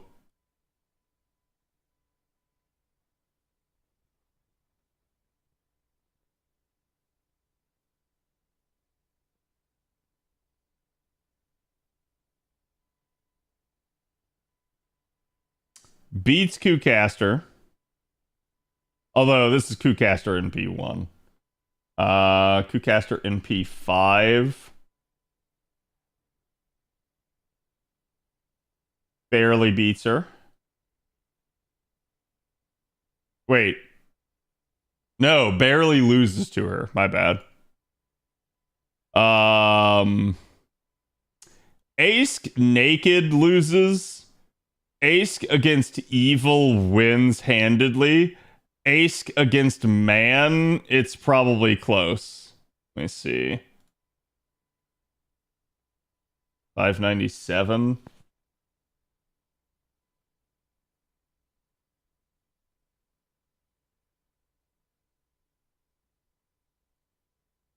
Is like what, like 900k?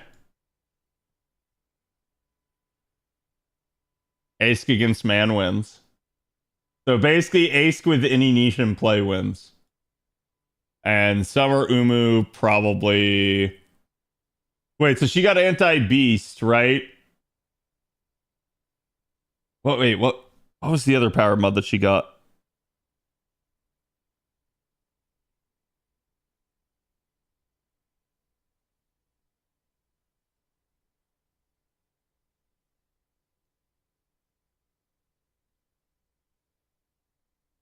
I'm not remembering. I'm gonna have to go check.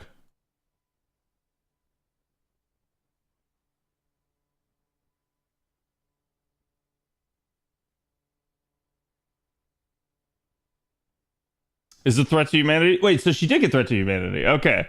That's my bad. My brain was thinking that she didn't and she had the anti-beast one. Okay. Yeah, I mean, I'll be honest, odds are you get 2 or you get 0 here. Right? Like chat agreed. Like odds are this is not a thing and this is. You could have threat to humanity but not beast, but like if it's beast it's threat to humanity. So but yeah, I don't know. I think like Tiamat is now like in that sweet range. Yes, she can win, but Ace can pretty easily like beat her. I don't think like that's a like, oh yeah, Tiamat beats her type deal. I think it really just boils down to like basically how strong either individual character is, like if you've invested more in one of them or you have additional MP levels of one of them. But yeah, basically in niche, Ace, absolute. But yeah, that's at least close enough. That's why like I went to go check because I was like, it's probably pretty darn close. Like, I feel like Ace, once she gets the 5th append, really skyrockets in damage. It does help her quite a bit. It's the same thing with technically Arcuate also gets a really, really nice boost from it.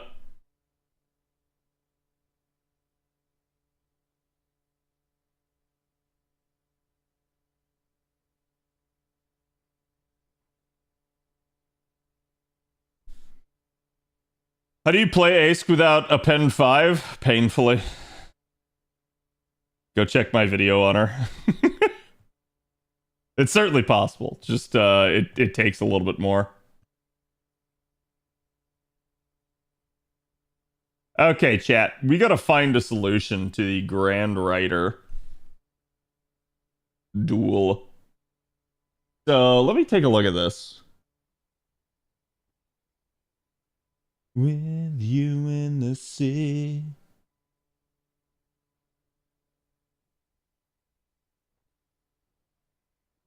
I doubt fandom's gonna give me anything on that front.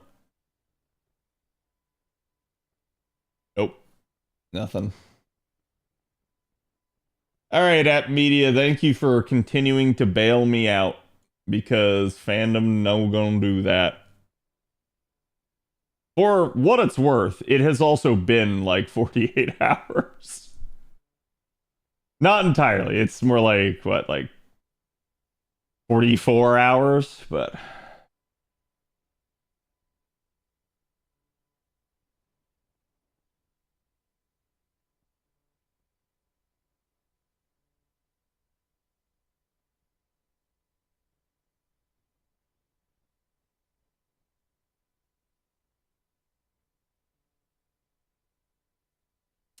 okay, so Noah Starlaw, good, male, humanoid, divine, writer, and beloved.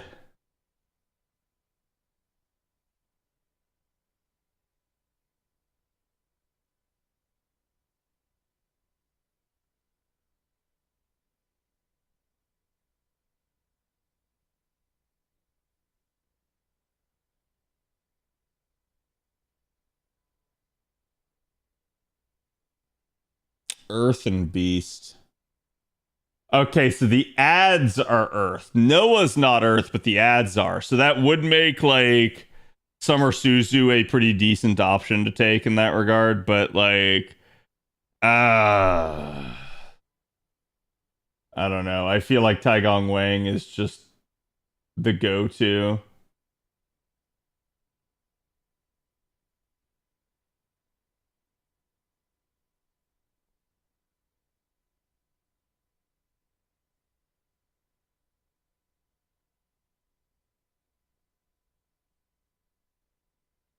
Oh, I didn't realize this. It's been announced that Saber and Berserker will have a second free like Storm Pod period. That I had not heard.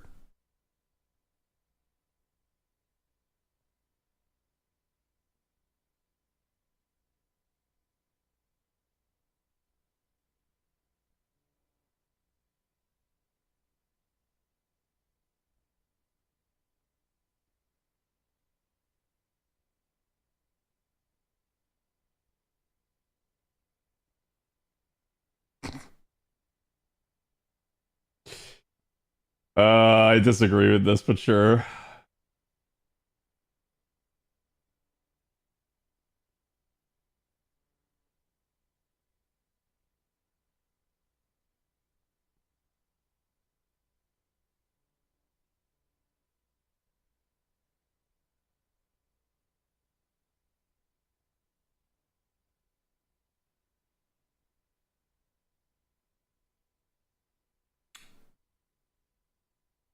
Yep, support Noble Phantasm.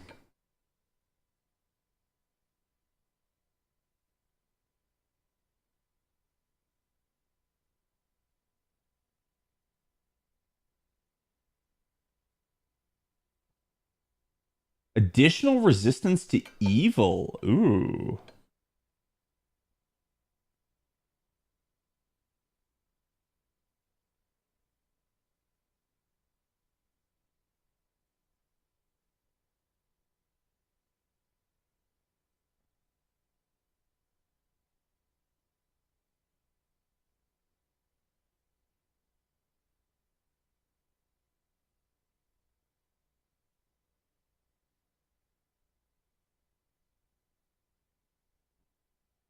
Doing a mighty chain within P's does not matter, guys. What?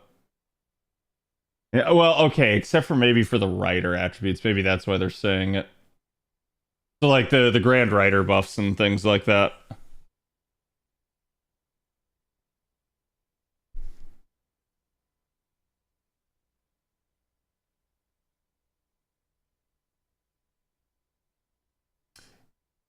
That's actually a good point. Constantine's actually probably really good here because of his defensive stuff.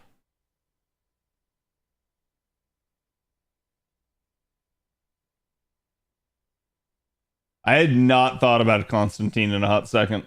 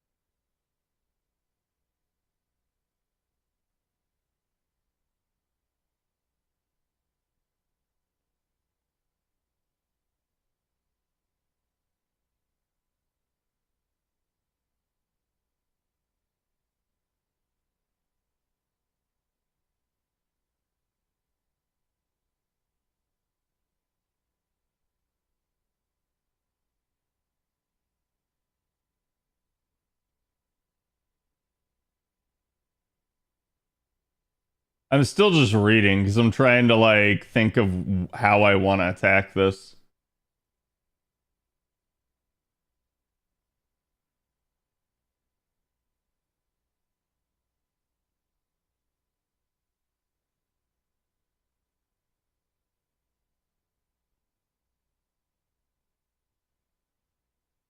Yeah, versus would be a good C if I had it.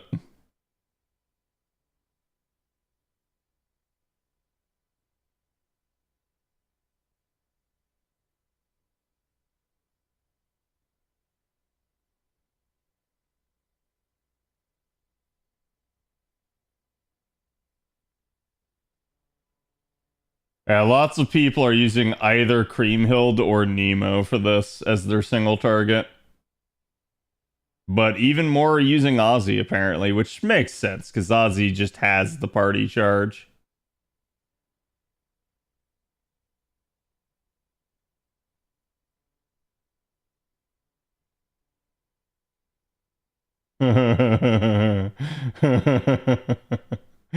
And nobody's using Constantine. That's funny. I'm sorry. It's like, hey, Constantine's really good for this. No one's using him.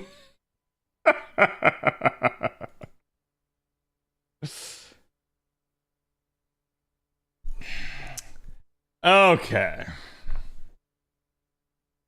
How do I want to do this?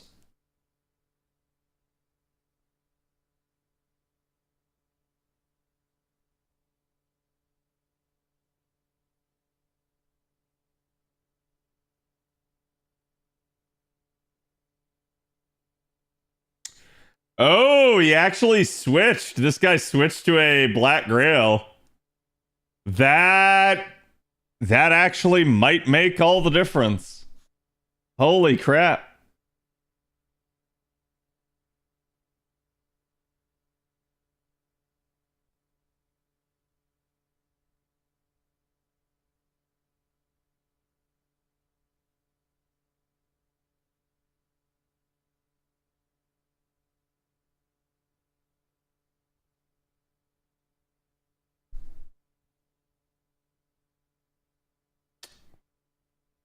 I don't have it either way.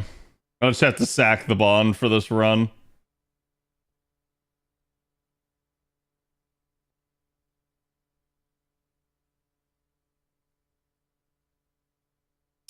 Technically the most damage there. Since I don't have Holy Night Supper yet.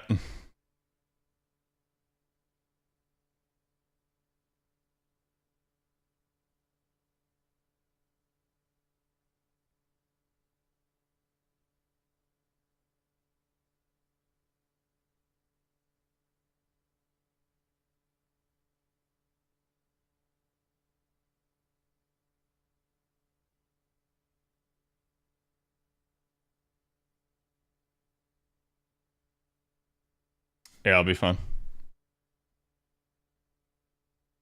We're gonna try this again. I don't know if this will clear. The problem was the ads.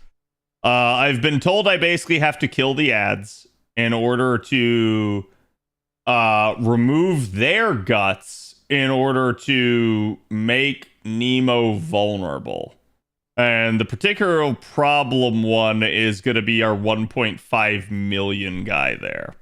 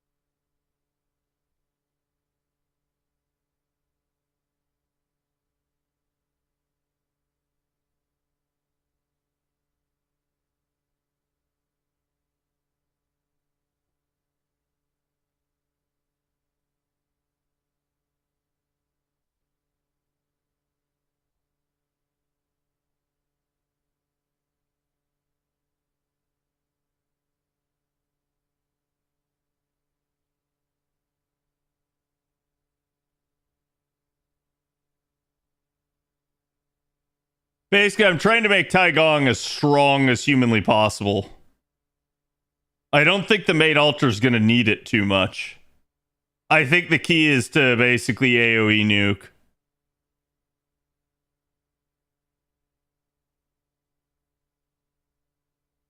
The only problem is this one does not have an MLB Black Grail, so like it may still come up short.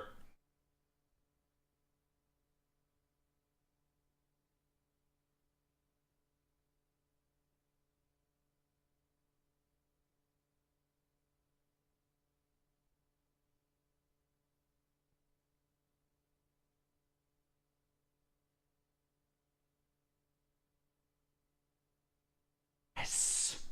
Yes. Yes.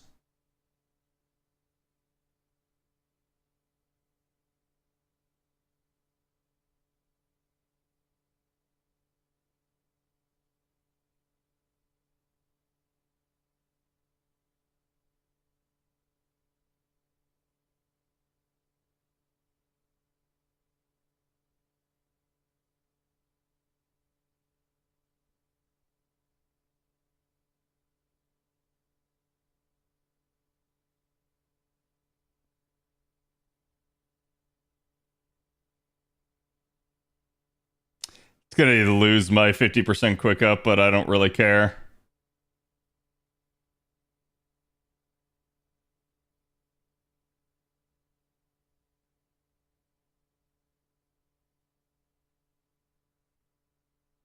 Noah's dead anyways? No, Noah's gonna come back. See?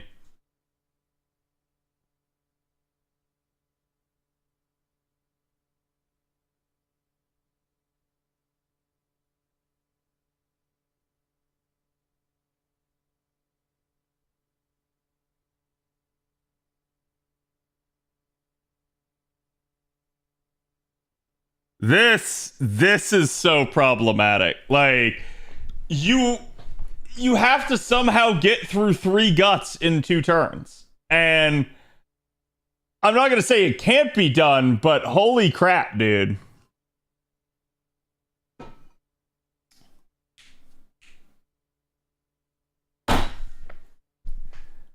Like you go from basically like having it to just it's immediately taken from you.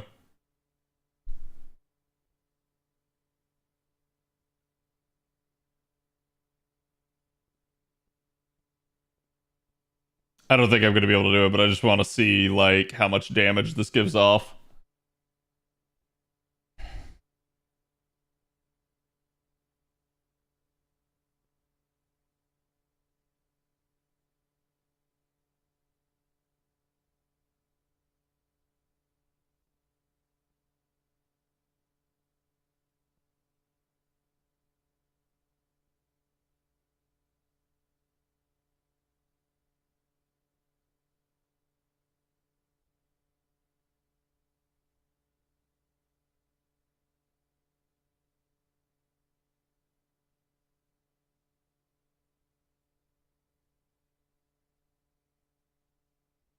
I think it makes the case for like cost should no longer be a necessity. No, I don't think that's the issue. It's just simply the charge at the end of 2 turns is a problem. And if I had a like perfect Taigong Wang, I think I'd be fine. Like on my friends list, but I don't.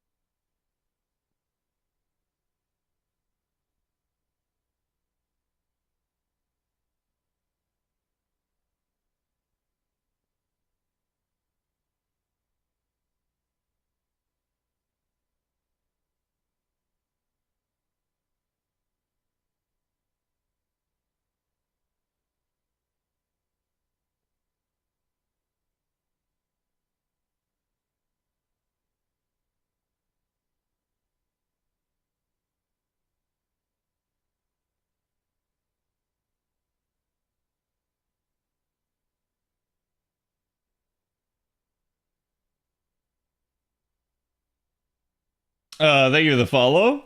Sorry, I'm just reading.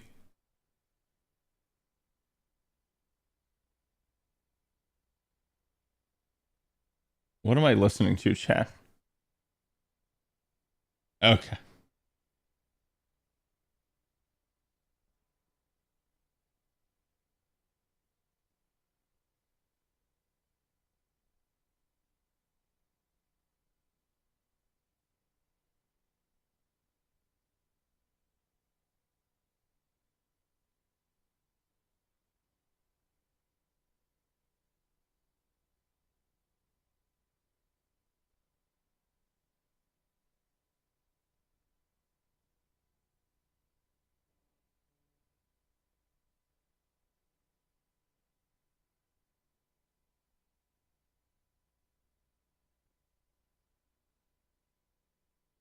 Yep, they recommend command seals again.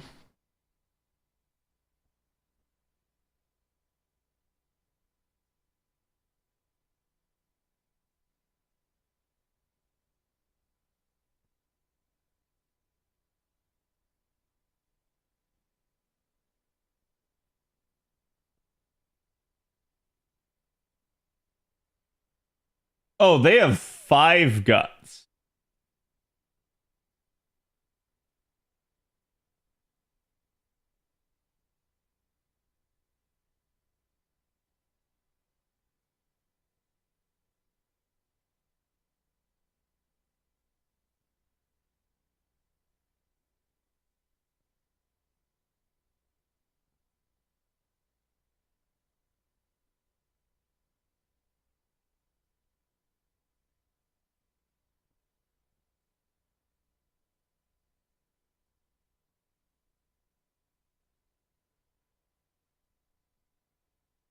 Yeah, prioritize defeating the horses.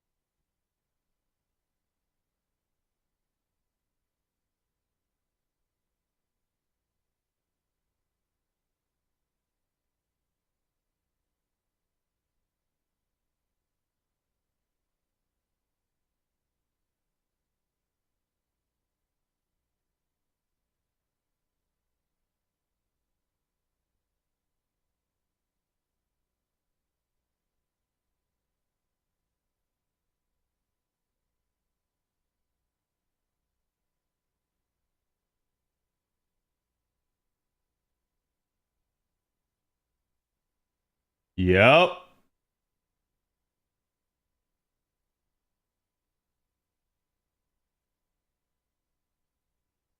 Yeah, so as much credit as I'm gonna give them for how they designed the normal Grand Duel farming, it was much better this time. You could use basically anything. This fight is AoE, and that is so ass. Like, because basically it means that you are penalized if you made a single target grand. I don't like that. That's terrible. That should not be a thing.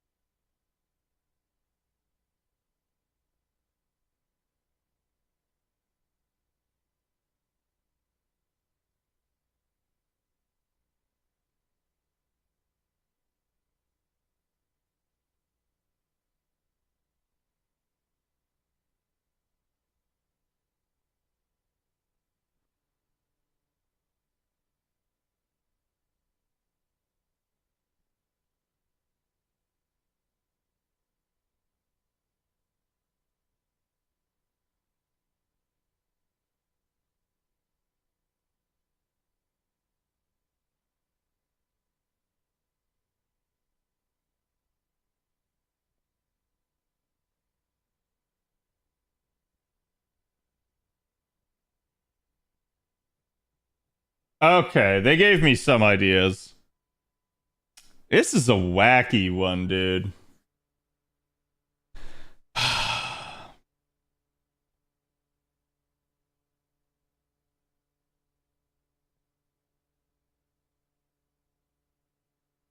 Damn, somebody already has a Grand Noah.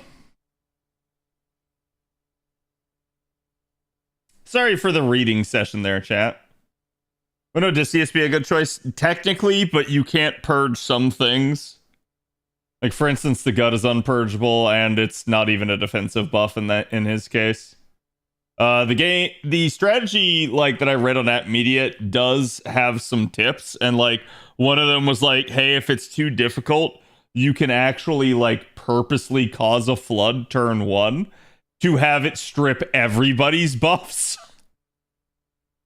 It's not going to strip like the unremovables, but it would strip anything extra that they had.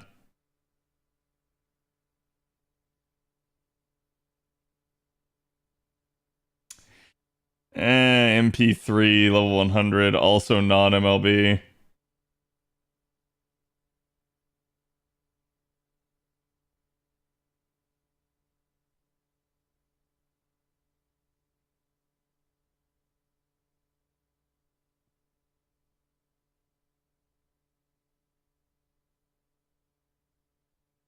But I doubt Bonton yet. Yeah, it's not Bonton.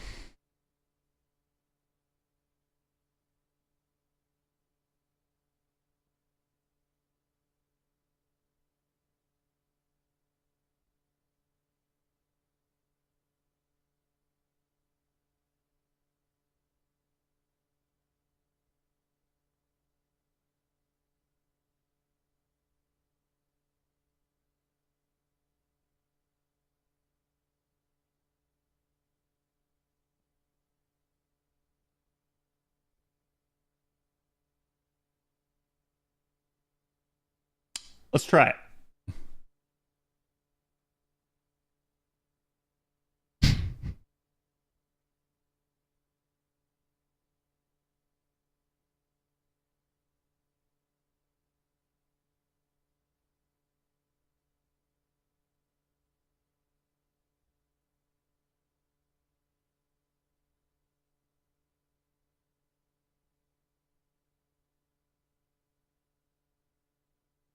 Do I have an MLB Wizard Marshal on this?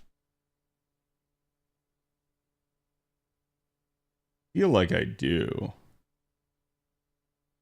There we go.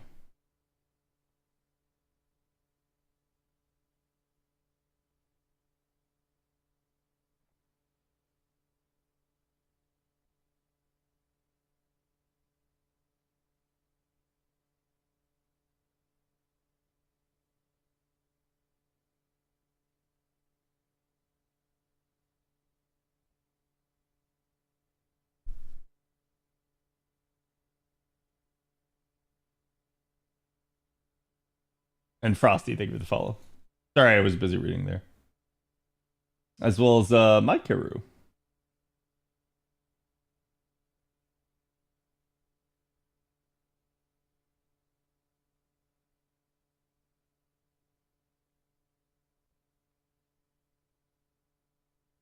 So, like, basically, the Flood could remove these attack and defense buffs, but beyond that, I don't know.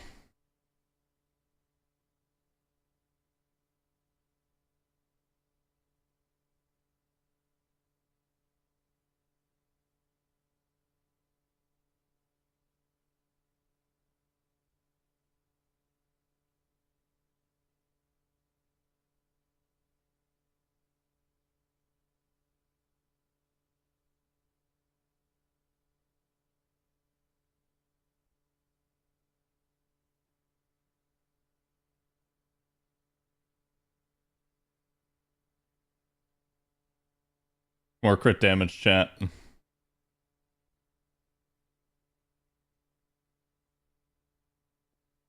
Technically, that's a redundant guts, but it be would it be.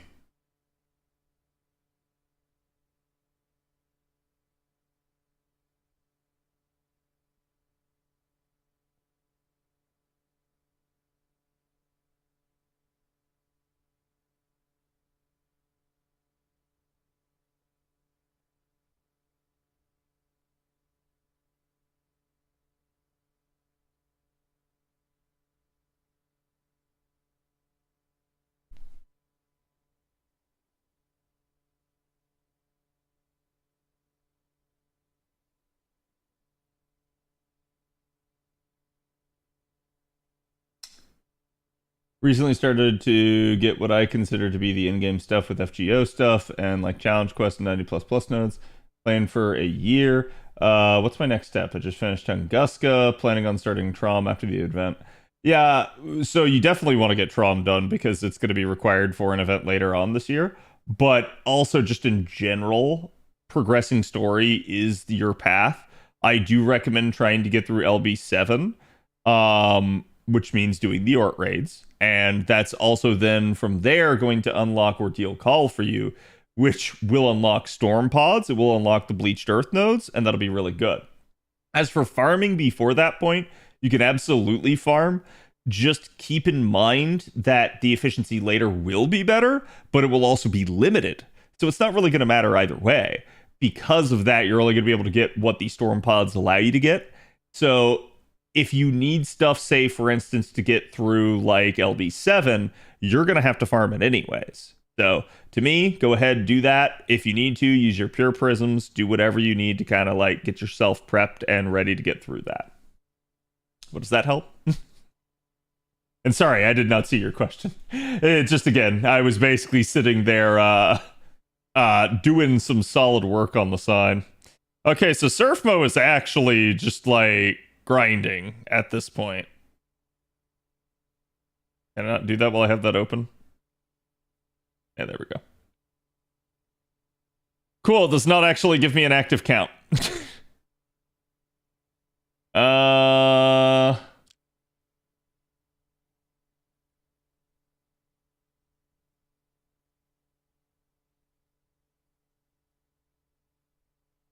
refund there is fine, so we're gonna go with that.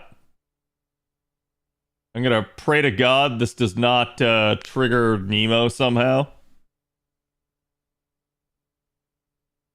It does. It's all good. I know this is probably going to be seen later. No, it's fine. I just, if I'm distracted, it happens. Usually I'm pretty good about like keeping up with chat though. Do you think for part 3 they'll completely rework storm pods? I think storm pods are going to have to get reworked, almost inevitably, because one of two things will either occur. Either we will cease to get more nodes as the bleached earth gets resolved, and there will not be like anything else with it, so your storm pods will just kind of be dead, or they will continue to add to it even into the future, which is another interesting eventuality. I'm going to say this regardless, storm pods have already been changed to be able to be used on other stuff, but then also after we're kind of done with the class score, what purpose do storm pods actually serve? I don't really know. So that'll be interesting to see. I expect there will be changes eventually to that system, but what those changes are, I think really just depends.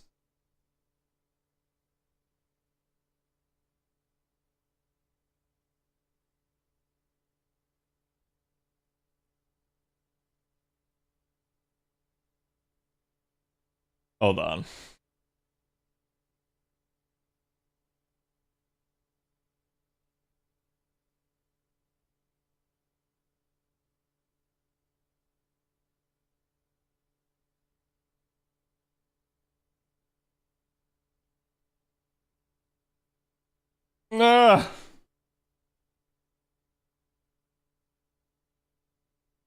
DVR would be good here for looping and party buffs. Noah would be good here as well. It's just like, this is a really interesting mechanic, but I don't feel like this is very fair depending on grand choice, and that's not a good thing. I do think it's something that you can get through, but I think you're going to be largely beholden to the players that are on your sport list, and I don't think that that is a good like scenario to find yourself in.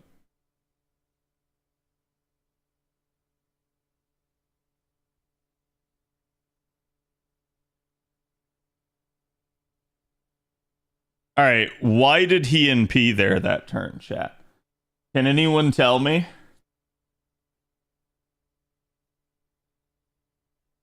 Because that's the one I'm not really understanding. I didn't trigger the flood mechanic,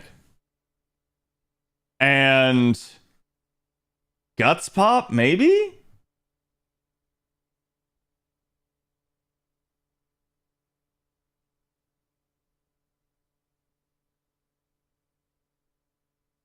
Maybe it's based off the guts. Did I kill him? That's what it is. It's because I killed him. When I kill him, he charges everybody and he noble phantasms. God, that is so cancerous.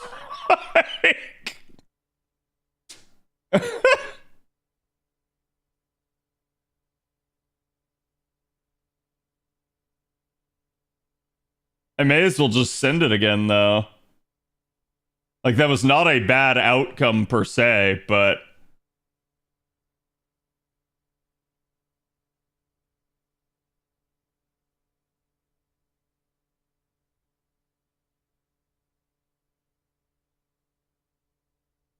so why did you restart your game there? I basically rewound time. So you can kill your app, and it will basically put you back at the beginning of the prior turn. So because I did not like the outcome and because I was unsure of why it happened, I did it, and it really helped save me in that regard. Now we'll see.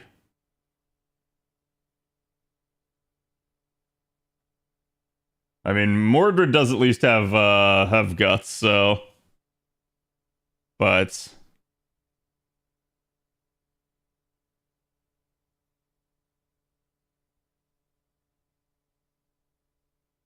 now I don't have a support NP is the problem.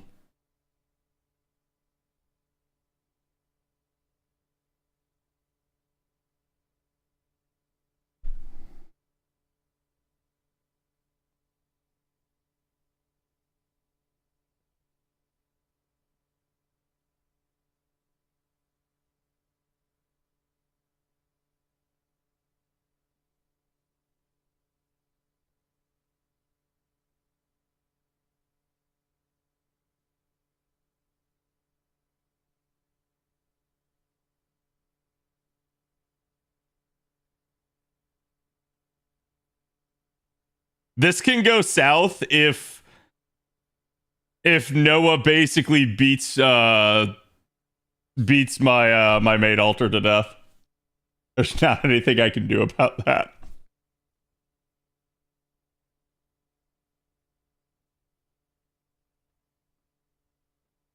A broken chain to get the damage cut for grand score. I hope it's enough. Yeah.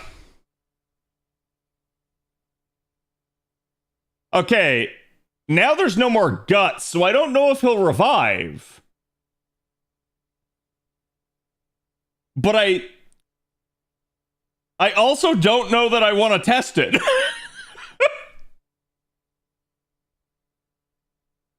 It's not something that I'm looking forward to in that regard. Are the guts shared? As far as I can tell, yes.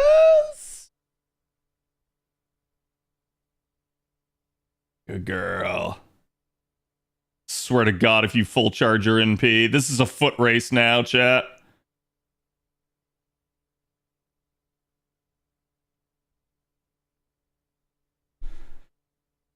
So if I could trigger a flood. Wait, I could purposely trigger a flood.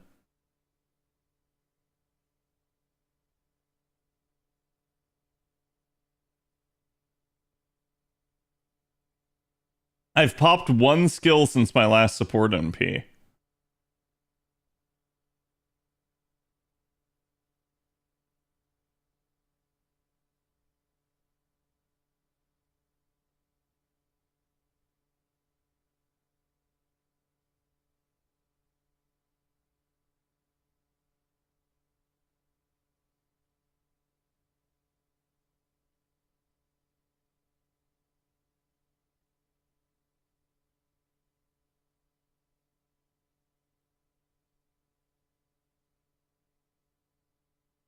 That should trigger it.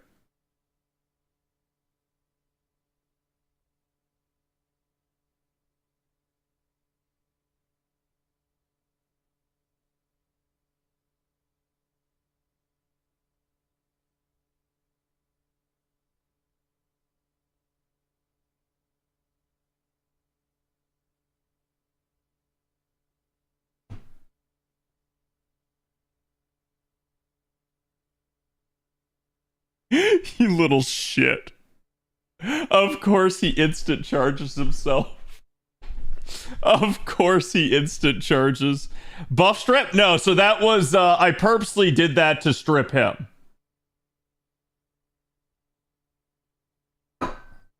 He popped his charge skill because basically he's the only unit on the field now, so he gets all 3 actions.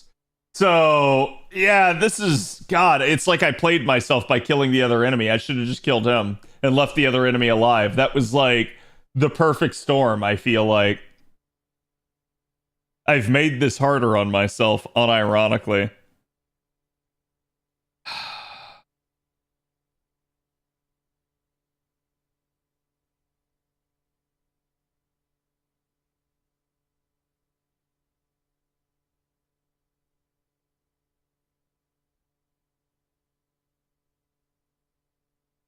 We may have to go with the broken chain.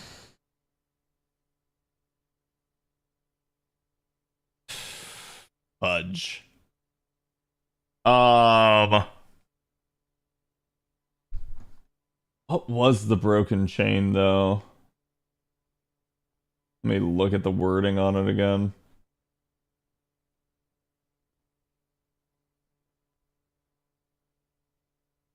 Non-specific chain will grant a 30,000 damage. Okay. He does not want to let it go? No, you guys got to understand, I'm actually really close. Like actually, right? Like, I know that sounds like ridiculous, but that's why.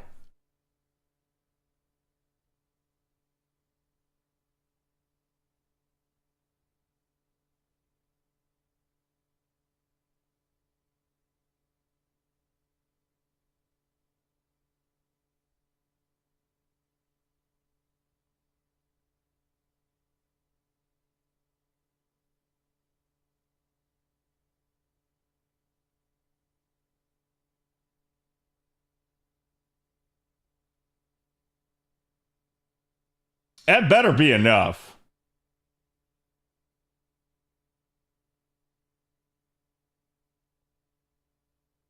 Okay, it's just Tai Gong Wang dying. I was like, dude, don't you dare, game. Don't you frickin' dare.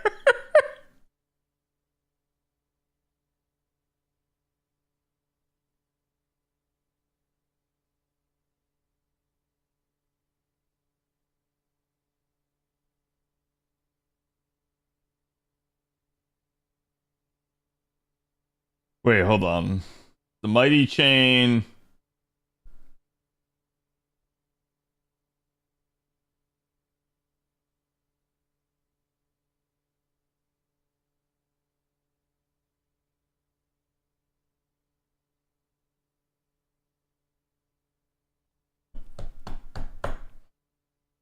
I'm just hoping this does enough. Because she's basically unbuffed. Okay, that did good solid work there. 300k is more than I thought I was going to get out of that.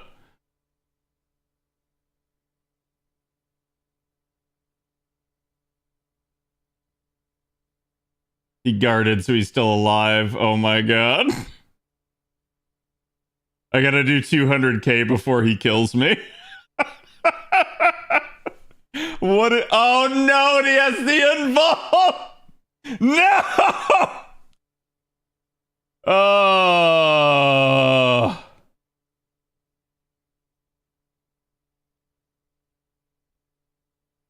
Ew.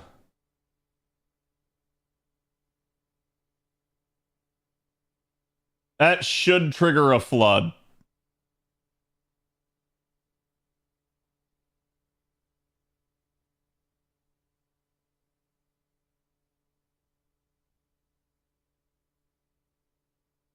Wait, it didn't trigger a flood.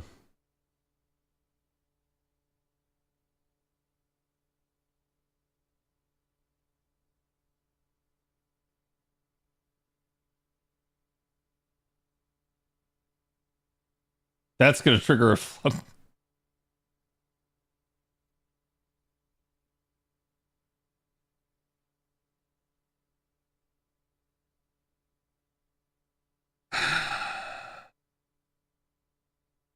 There we go. There we go. Please die.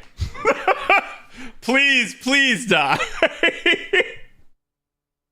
That was closer than it ever needed to be. I still was actually pretty good because Surfmo had guts. But wow.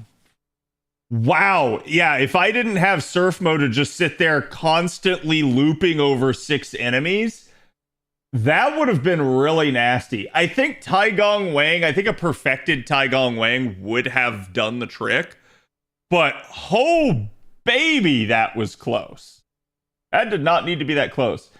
In a weird way, now that I'm done with it, I feel like I can appreciate it a little bit more. That was an interesting challenge compared to what some of the other ones have been.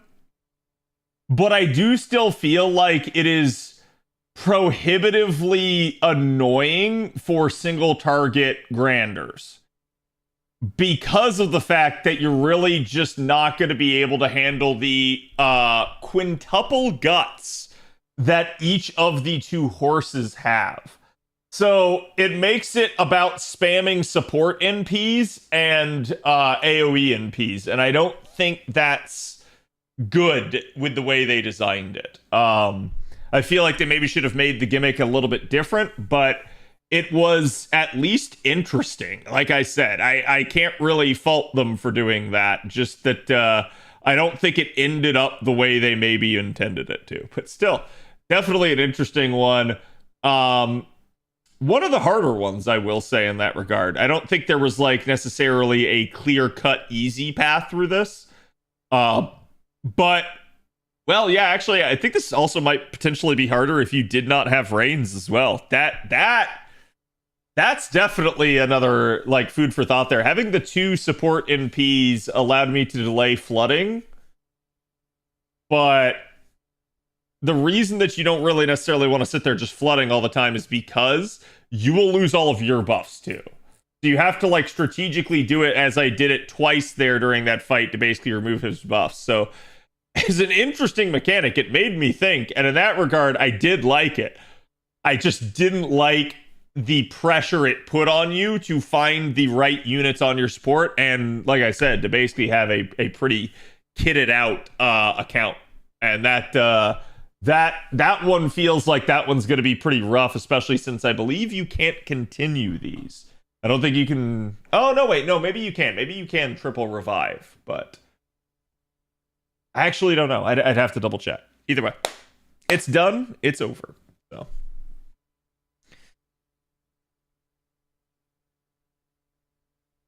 Oh, did it freeze?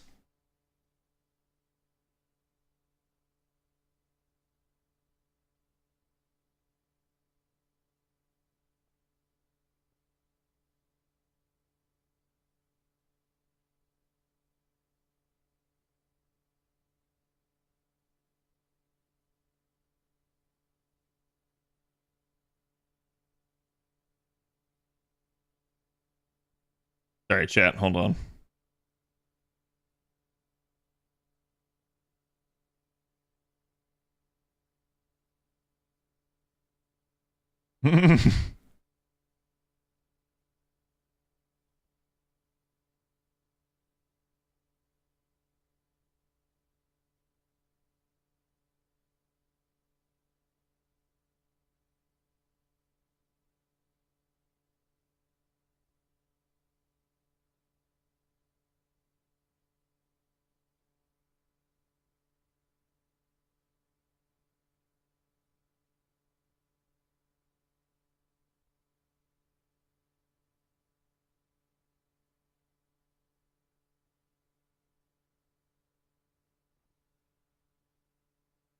Okay, sorry about that, chat. AoE can still face card the other on the other grand duels. A single target on this one will not have that easy of a time. Yeah, that's kind of why I was saying that. It's like it just actually feels like it's skewed against it. So it'd be what it be. But like I said, I don't mind there being a challenge. However, I can see people complaining about this one. Like, for instance, if you're somebody that didn't roll Reigns, and you leveled a single target grand, that particular cocktail would make it very bad on you, I suspect. Again, not gonna say you couldn't do it, just oof. I think Surfmo or Nemo are the better ways through that because they can just sit there and consistently keep doing it. And that actually does help them out quite a bit. But good luck finding a Grand Nemo. And Surfmo is at least rare enough that she won't be too common of a Grand. Surfmo herself, having the NP interlude that she just got, it's a lifesaver. That helped her do so much more damage there. It's not even funny. But it's definitely a concern, at least.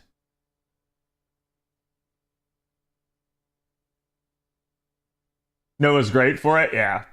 Yeah, it really feels like they're trying to incentivize him a little bit, but it's like they may have incentivized him a little too hard. That's why I say, like, sometimes these are funny where, like, I'll sit there and I'll complain in the moment, I'll beat it, and then I'll think about it in retrospect, and I'll see, like, yeah, this is kind of a legitimate gripe, or like, maybe it wasn't that big of a deal. The more I think about this one, the more I realize that there are more potential solutions, but that the solutions are not easy. They're not going to be something that like people can just kind of like face roll and like get done quickly. Of course, Ender wasn't cut and dry either. Yeah, Ender was another kind of like difficult one, I'd say. Miyu has an NP2 Reigns. I mean, you'll be fine with that.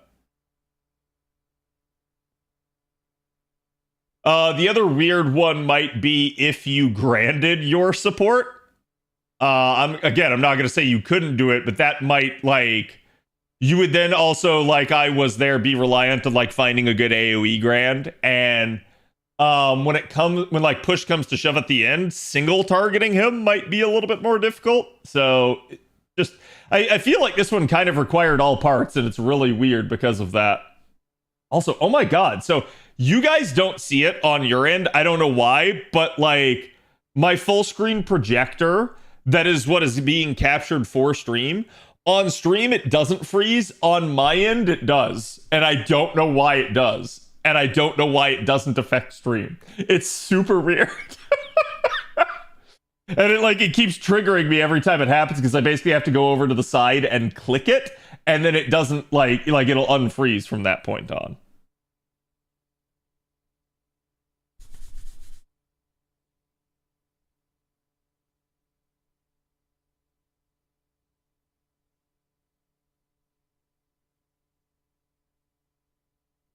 I did go blind, no brain on CQ. Did not know why Noah kept coming back, but just kept forcing AoE revive with command seals until I beat it.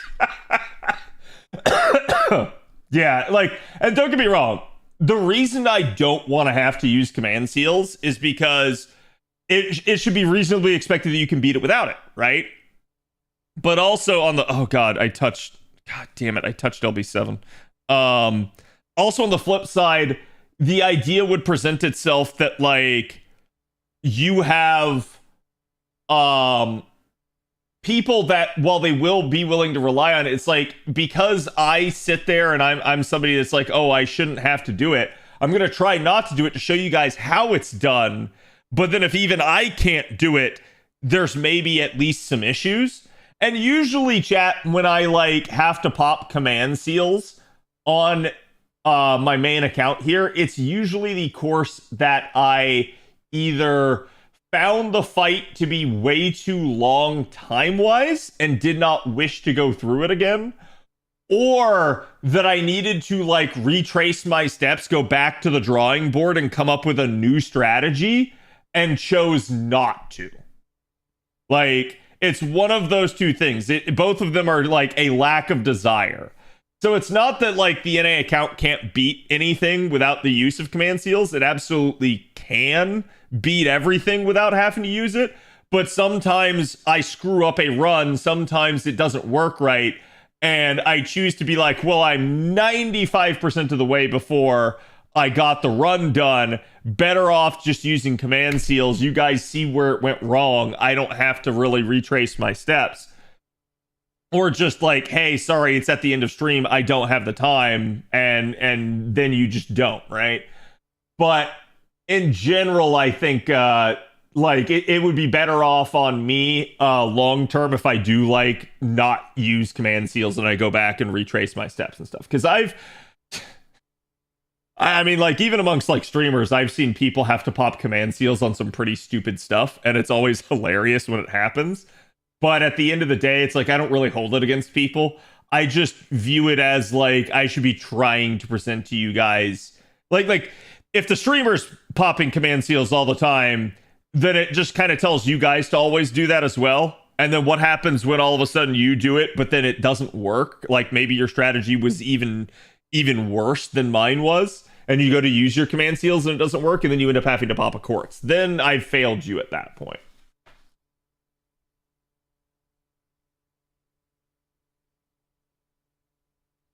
Tiamat as a support, having her be grand won't give her much more power. Well, it'll at least give her carding power. But yes, so much of Tiamat's power comes from just her crit damage. That being said, what will scale is the attack power, and that will be a force magnifier. Attack power is usually the beginning of the damage calculation. So will leveling her up to 120 make a difference? Will granding her make a difference? Yeah, it'll make some. Just not necessarily I guess the way I would look at it is it's not necessarily going to be the best one.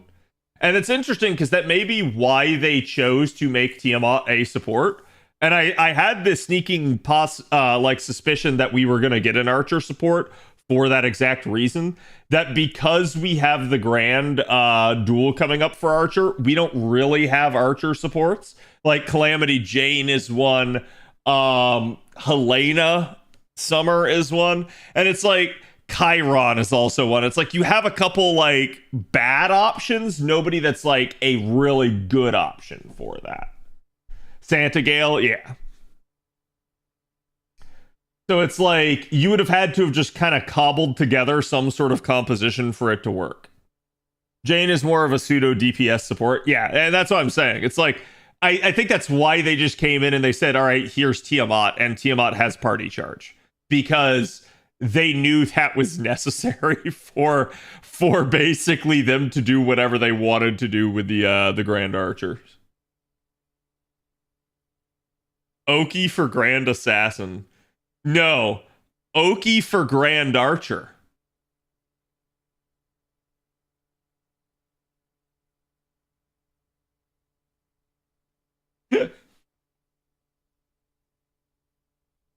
Chat forgot about that one.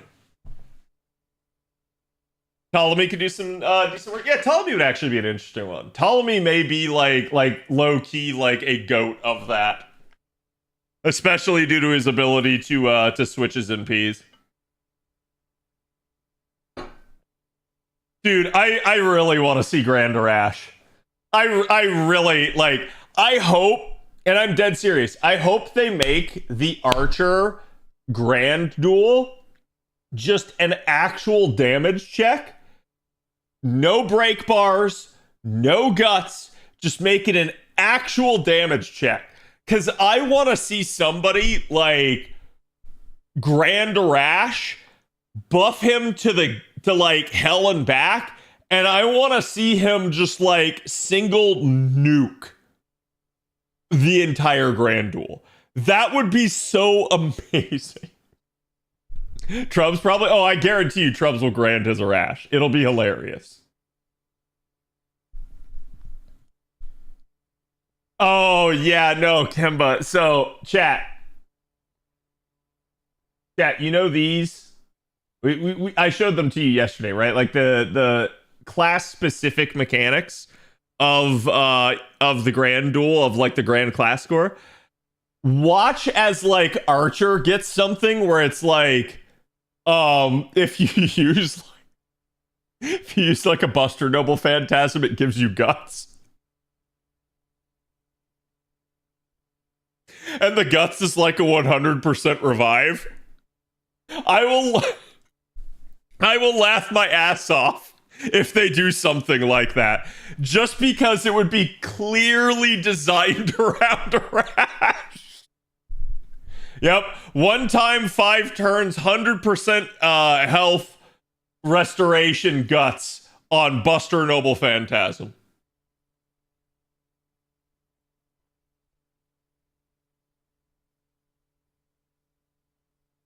I might just Grand Arash. It would be hilarious. Full MP when guts trigger or something. Yeah. It would just be amazing. I would love to see them like just lean in entirely into that. And then when they like send it live, they just tell everyone, it's like, the reason we did this is because we wanted people to hear Arash's victory line.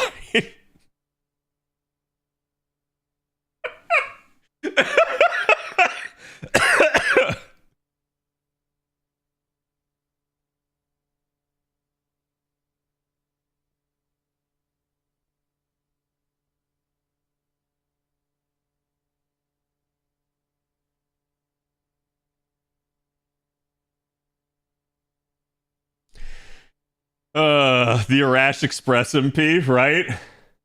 Like, would that not be just the most amazing thing ever? Oh my god. There we go. Could have just given Arash NP interlude to remove death by nuke. Well, the problem is that's a really good effect, right? Like, the fact that Arash actually does kill himself is something that you actually want to occur. So, to that extent, it would be hilarious if just in the like scope of Grand Duel and Grand Battles that it didn't occur, right?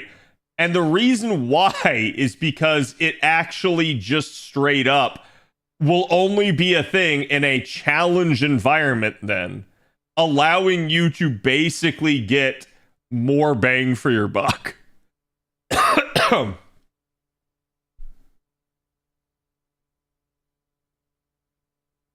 They confirmed he has a victory line. We were shocked too. Exactly.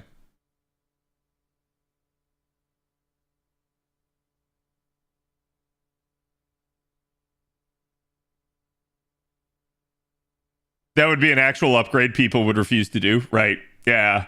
If it was unselectable and you basically couldn't like get away with it, because let's be honest, chat, unlike Asclepius, where like people were arguing for it because Asclepius had a gap and they were like, oh, this means that you're supposed to sacrifice him. I'm like, no, that's not what that means. It was just made as a deficiency for him. So people were using it to that effect, and then people were complaining that, oh, this is somehow like actually a nerf. To me, that was not a nerf. Instead, they were actually buffing him to get rid of his deficiency. But people were abusing that deficiency for their own purposes. And I understand why like people feel that way. But I feel like that one's not really that big of a deal. I feel like it's only a thing if you're trying to like sack Asclepius really quickly to rotate the party for like a min turn or some shit like that. As opposed to like with a rash, if you do this, a rash has always been designed this way, has always been used this way. That is to say, like, this is his intended use. If you got rid of it, yeah, that would actually be a nerf at that point. Like, making it a thing just for challenge fights where like all stakes are on the line and you don't want your grand archer to kill themselves would be fine. Making that a thing like 100% of the time, like even in farming nodes, that would be fucking awful. Like, that just would be worse. I might have dreamed it, but didn't they say we were going to be able to get alternate NPs? What do you mean alternate NPs? You may be thinking of the part from the Annie 10 interview where they said that they couldn't do joint NPs.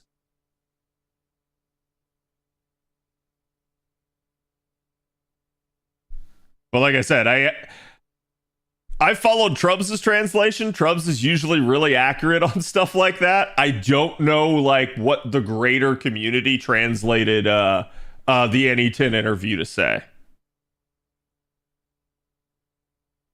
And usually if there's any discrepancy, I go ask Trubs. They usually don't do buffs that remove a good part of a servant's kit. Yeah.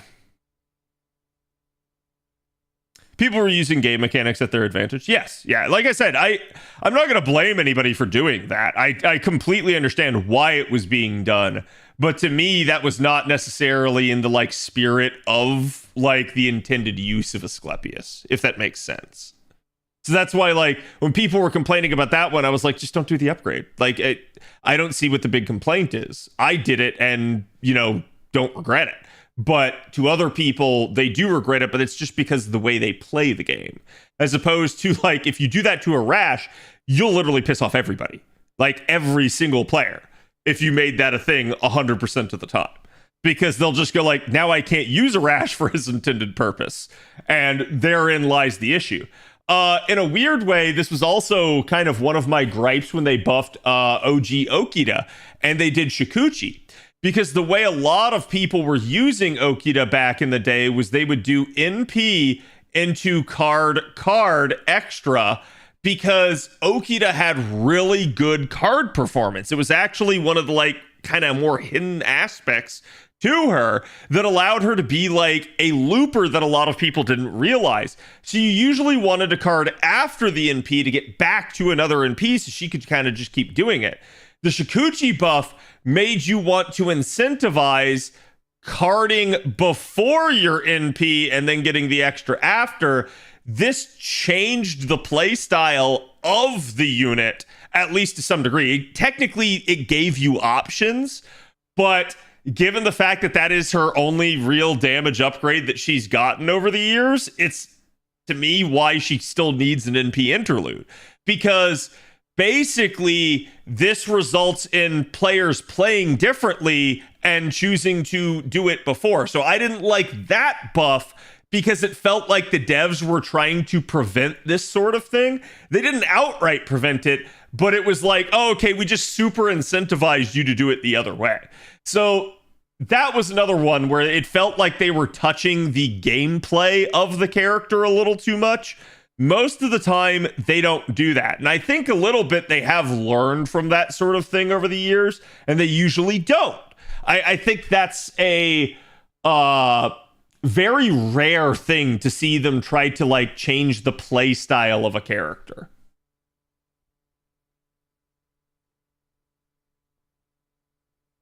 I think it made sense to make that deficiency into a strength so you can reduce the RNG of a particularly difficult quest. No. Because like I said, most of the people that I saw complaining about it was not like, oh, the fight's too RNG. No, they were literally just doing it to min turn. They were trying basically to defeat the fight in a way that like no other person will hold that standard to, right? So that's why in general, it's like usually if a min turner is complaining about something, I kind of disregard it unless it's something that is a greater issue that affects everything overall.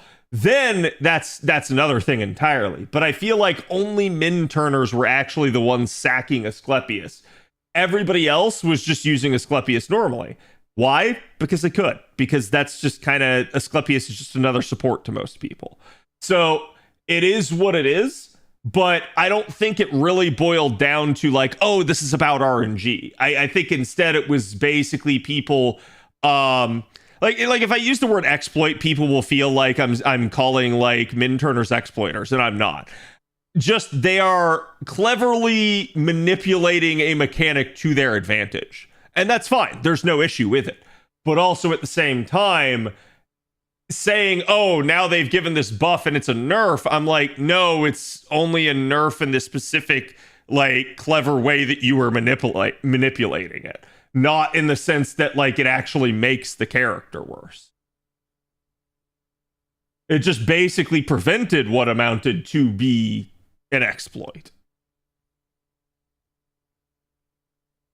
You could give him a Spiritron dress to change his NP effect. You know, they did that with MASH 12 times before. Yeah, but they've really only done that with MASH. And I don't think they'll do that, like, outside of this, right? I think MASH is always going to be an exception to every rule in that regard. And I said it before, all the way back, chat. I think when I first started playing the game and reading the game, I predicted that MASH would be a 5-star. And people would be like, oh yeah, of course, Cad. Like, no. Back then, that was a bold statement. Most people did not think that would be a thing. And that one did come true. I also think that at least in the end, and I don't think that this necessarily means like MASH is going to die or anything like that, but I think like in the end, the story, at least partially, will be about MASH kind of becoming her own legend and her own servant. A lot of that, I feel like, at least like gets partially fulfilled in Ordeal Call 4, but not everything. There's still some stuff that probably needs to happen. Do you like that some servants have 2 different animations for their NPs? As in the animation changes from A1 to A2 and A3? Yeah, I don't mind that. I think that's actually good. If anything, I'd say we've become used to it. So it's a little bit of a like weird thing, I think, for a lot of like units that don't have different NP types, if that makes any sense. But I also feel like there are times when I'm surprised that like they don't do what I would think would be an easy variant. So like a variant, for instance, of like somebody having their helmet off versus having it on. Or a variant like, for instance, where it's like maybe like, oh, hey, you have variants 1 and 2 of like their ascensions. but you don't have Ascension 3, or vice versa. It's like you have 1 and 3, but you don't have 2. It's like, at that point, I'm surprised they don't just do like the third variant or the second variant or whatever, because it's really odd to me.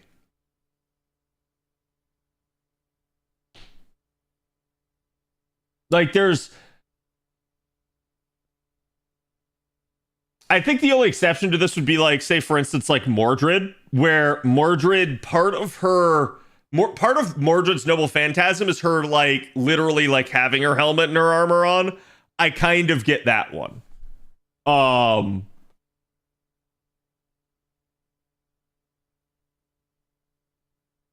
I'm actually surprised that they have not done a variant of Karna's noble phantasm where his armor actually does like break and fall off of him. But that's just because it's basically lore-wise what's supposed to happen there.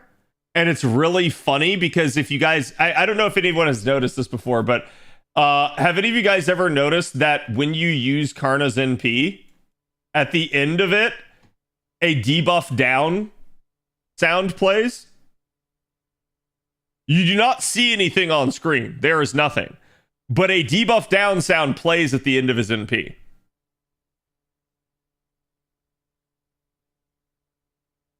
Lore-wise, he should get a massive debuff after MP. Yeah. So I think they planned to do it originally, and then they were just like, wait, this will make him bad, and they just removed it. But the sound effect is still there. And I think it's because it coincides with the animation. So, like...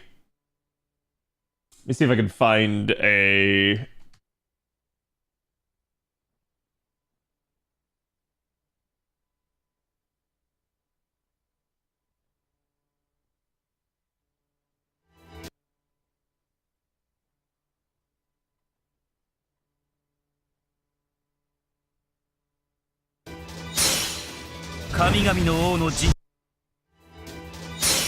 Sorry, it was potato quality.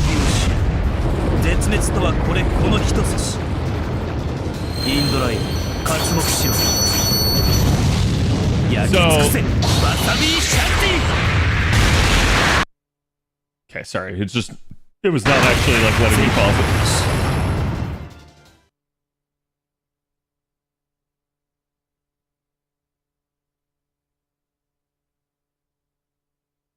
Wait, did he get an animation?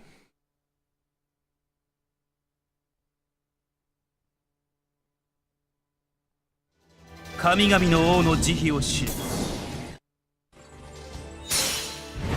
絶滅とはこれこの一筋インドライン刮目しろ Oh my god. 焼き尽くせ They removed it with the animation update. I actually didn't realize this. It's been, chat, it's been like... It's been a hot minute.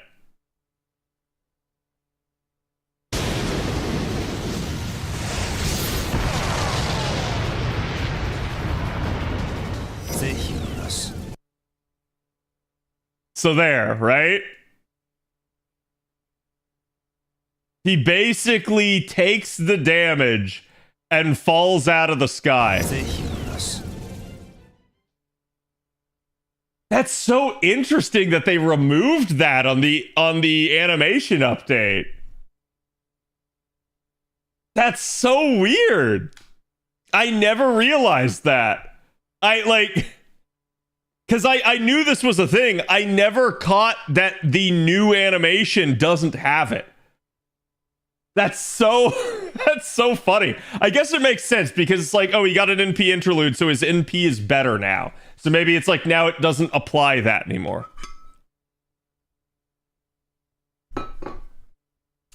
They probably realized it was not supposed to be there. Well, I mean, like, it kind of is. Like, you can see, like, the animation plays and he literally falls out of the sky, like, almost in pain. He's like, oh, as he kind of just, like goes almost unconscious, right?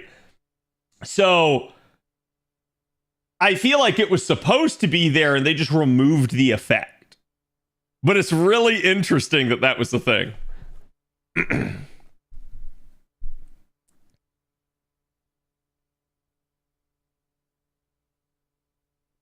I'm not across the OC story reMASH yet because NA only, but LB7 pretty heavily foreshadowed MASH being in the Throne of Heroes in her own right. Yeah, and that was like, I made the prediction that MASH was going to become a like legend in her own right and her own proper servant, and MASH was going to become a 5-star, and I made those predictions back like the first year of me playing the game, which is really funny because the reason that I predicted it that way is just like looking at the narrative plot lines and the devices that Nasu is using. He is so, in a weird way, chat, your master is what is considered an everyman character. Now, everyman characters can carry the story, but there's a particular problem in the case of a video game like this, which is that you don't want to have to give the main character too many voice lines or too many, like, basically even just like words, because if you do this, you are putting words in the player's mouth. So for instance, if the master says, hey, this was really fun, and you hated it. So, like, for instance, at the end of the One Gina story, the master goes like, hey, I had a blast. This was really fun. If you didn't like the One Gina story, you don't agree with that, and it doesn't make you, like, empathize. It doesn't make you self-insert. Yeah. So, usually in a video game, an everyman type of character will really cut down on the number of, like, interactions. Like, they're there, but they're not going to say a whole lot. Because one, it's a cost-saving measure, and two, it's also an immersion measure. MASH, on the other hand, may as well be our actual main character. In a weird way, MASH is more prominent than the main character is. She's the character that you end up seeing the most. She's the character that you end up talking with the most. So it's why, like, that ends up being a thing, is that she is just kind of more important in that regard. So as much as, like I said, that this is a story about the MC, you could also determine that the story is also about the other MC, which is MASH. So because of that, and you seeing like, oh, she's actually going through the typical like story of the hero and like going through all of the like narrative devices in that, it makes sense that that is MASH's end goal eventually.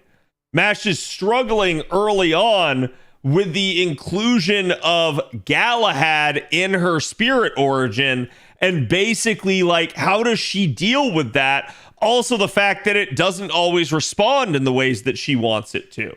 So she's going to have to go through a period of struggle and growth, especially self-growth, in order to overcome this, in order to become and reach the destiny that she is destined for. That is the journey of the hero 101. So it's really funny because, yes, that I believe that's been planned all along. I think they always knew that they wanted to do that with MASH.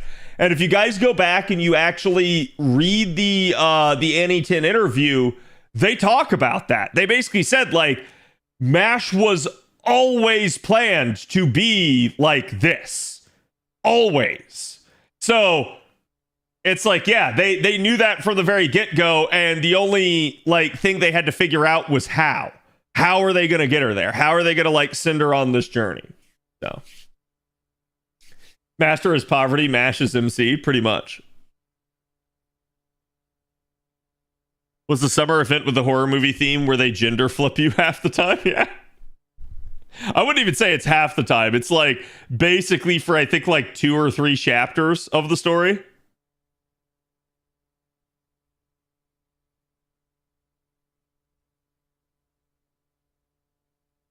Especially considering how much of a dickhead Galahad is to MASH after part 1. Yeah.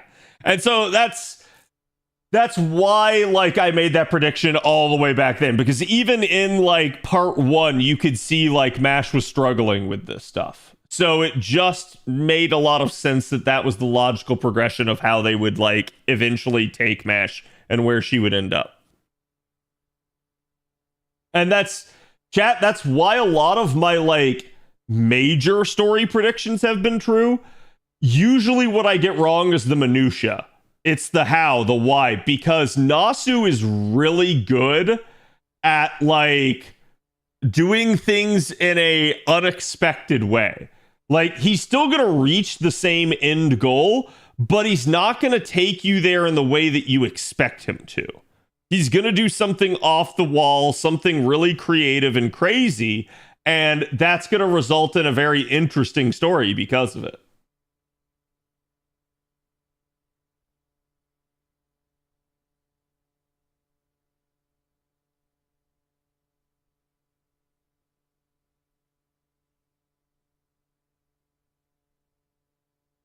To be a hero herself, yeah.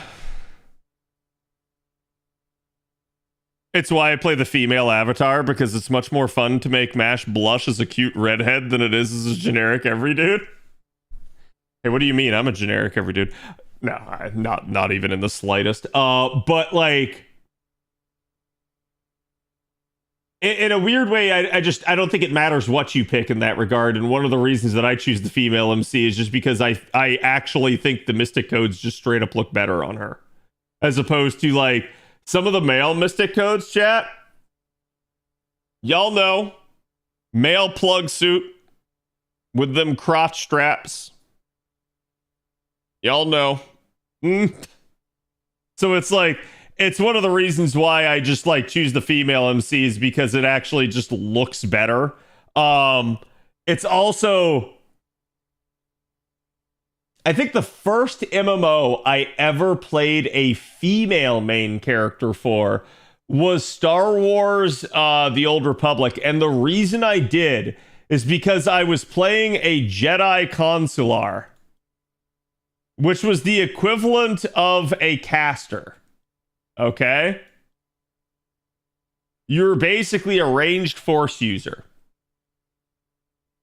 And the Consular had a bunch of like they were wearing robes, but a lot of them were like ornate, like toga style robes. And the men just looked awful in them. Meanwhile, the females looked great in them. And I saw this and I was like, I ain't playing a male. I ain't running around in a burlap sack all the time. Like, to hell with that.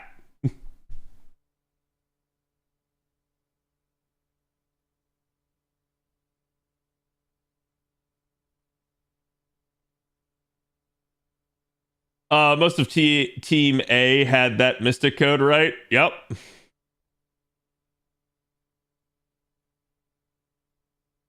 Half the fun of the early story.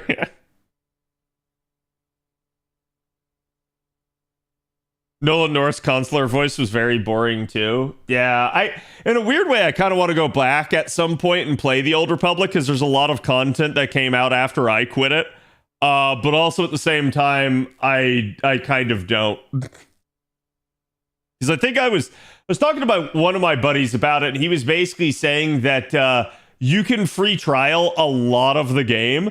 The problem is that like they kill you on like small things, like I believe it's like how frequently you can teleport and how much you can is it either how much money you can have or how much money you can store in your bank? I don't remember. Like, but I was like, man, that's just so ass. It's like they got you with some things that would be kind of just the most like low-key annoying stuff. And I was like, I don't think that's worth paying the subscription for in that regard. But it be what it be.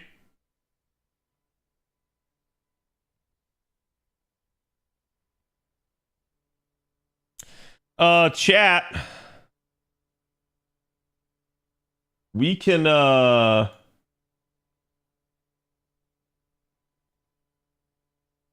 a little bit more Babylonia.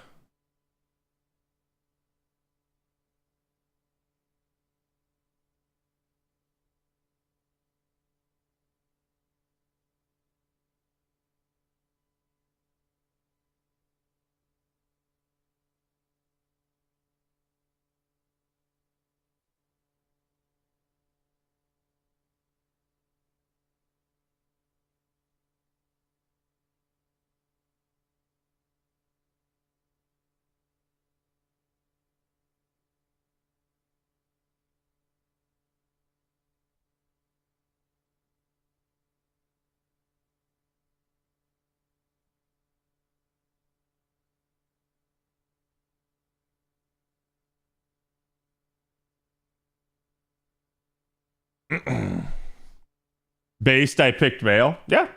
I mean, there's nothing wrong with it. I really don't think it matters which one you do pick. It's basically just like aesthetic preference because between the male and the female, it's really just aesthetics. They literally respond the exact same way to everything. The only difference is occasionally in the story, you sometimes get references to like, like Master being a girl or Master being a guy. And besides that, it's pretty normal.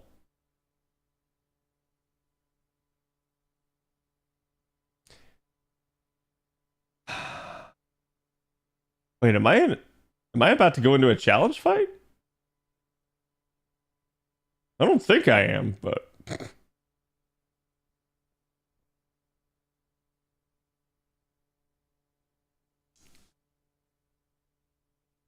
yeah, we will continue on here because I really do need to get through Babylonia and potentially like part 1 as soon as possible.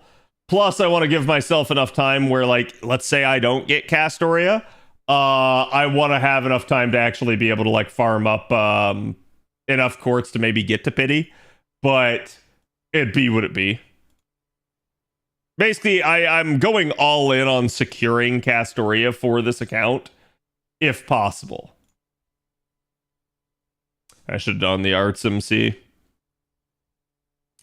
Did you see the new patent Nintendo made? I did not see it, but I heard people talking about it. So, like, chat, like, clue me in on this. Is this like an American patent that they've filed?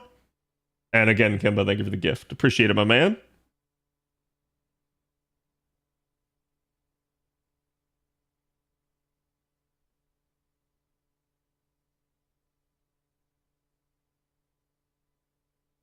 Grand Blue Fantasy spoiled me though.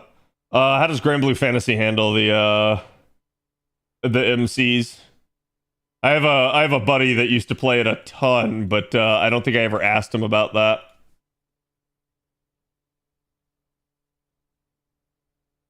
Yeah, but somehow it got approved in America. It's BS. Well, the only thing I could say is at least American patents can be so. Chat, the way American patents work is they are first come, first serve, but they can be legally challenged. So, for instance, I believe, and I don't quote me on this because I'm not a lawyer, but I believe if you can demonstrate like that you came up with something before the patent did, that the patent basically was improperly filed for, and that it's basically null and void. So, at least in that regard, it can be challenged. But yes, going forward, it would probably be binding, as far as I understand.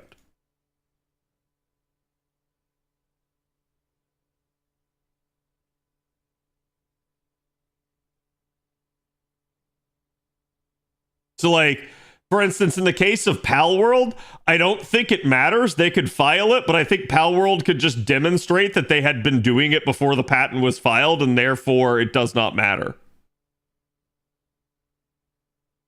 At least that's my understanding of it. Patenting gameplay is some bullshit. Modern copyright was already bad enough. Yeah. I mean, like, the whole reason that copyright and patents exist is basically to protect like people's IPs and like intellectual creations. I get that. I understand that on a lot of levels, but there are points where they are really like dumb and bad about it.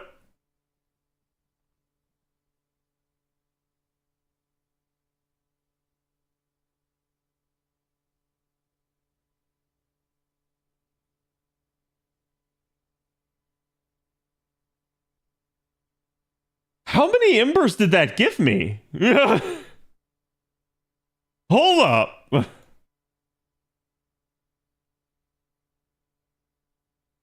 Good lord.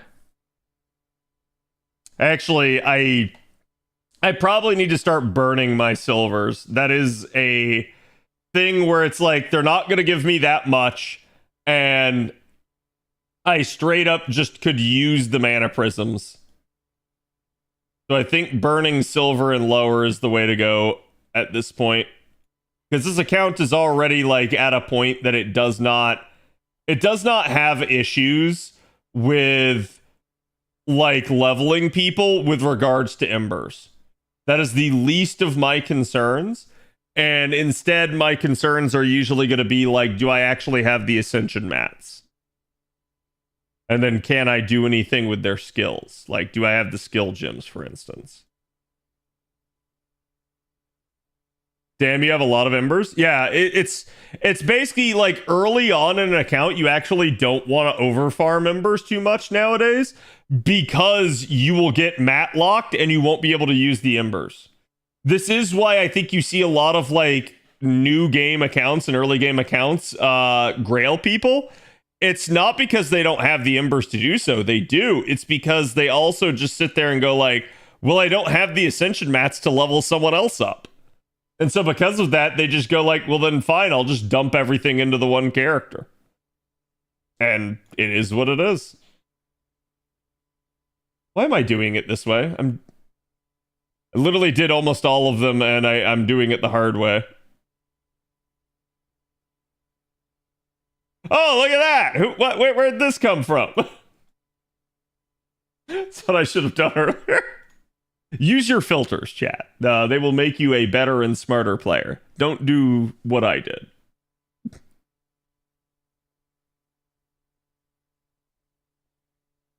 Is in the 4 coma? Nintendo has been hammering down ever since Pal World, it feels like. To be fair, okay, chat, like, if it was just about Pal World, Nintendo is absolutely overreaching, and it's not really a big deal. Pal World's actually not going to harm them in the end. However, one, copyright has to be defended or it is lost. And two, there is definitely another major player entering the arena named MiHoYo. And Nintendo is right to fear that one. So I can understand probably why they're trying to patent this stuff and why they're trying to quote unquote get ahead of it.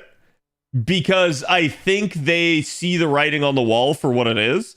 And they're going, if we don't do something about this, we're going to have a whole host of Pokemon clones out there in a hurry. Because I think they know, like, oh, this is just a really, really popular, like, concept, right?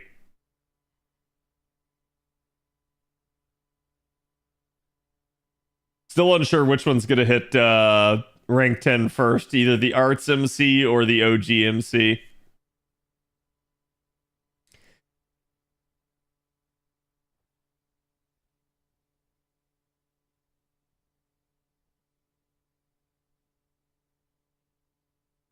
It's for the same reason you use the inferior 5 wide display instead of 7.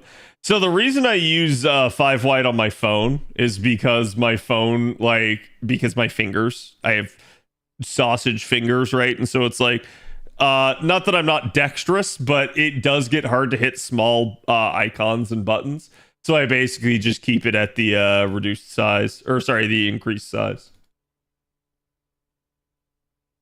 Boy, sure would be nice to loop if I had Castoria already, right, chat?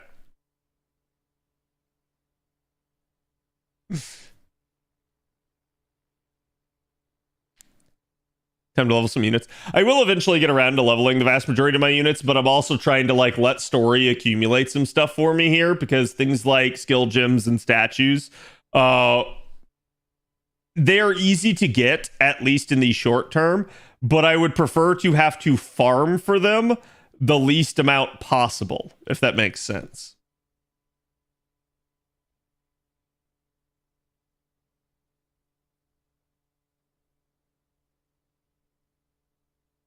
Is there maintenance tonight? I don't believe so.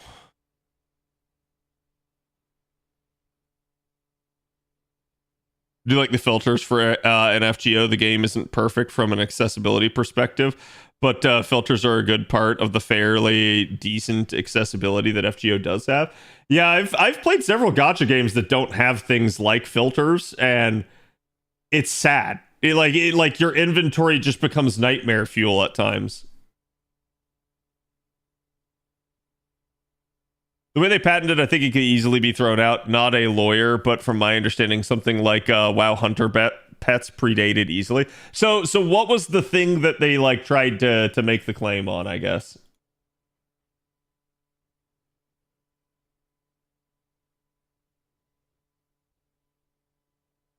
Not even gonna bother with actually. I bet that just kills. Yep.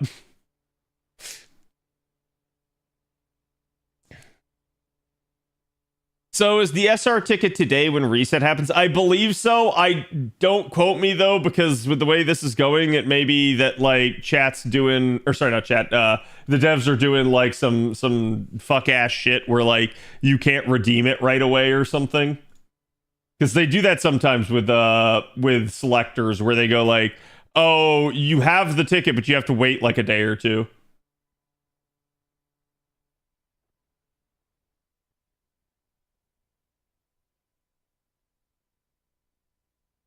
Pokemon Company received a US patent on summoning a character and letting it fight another.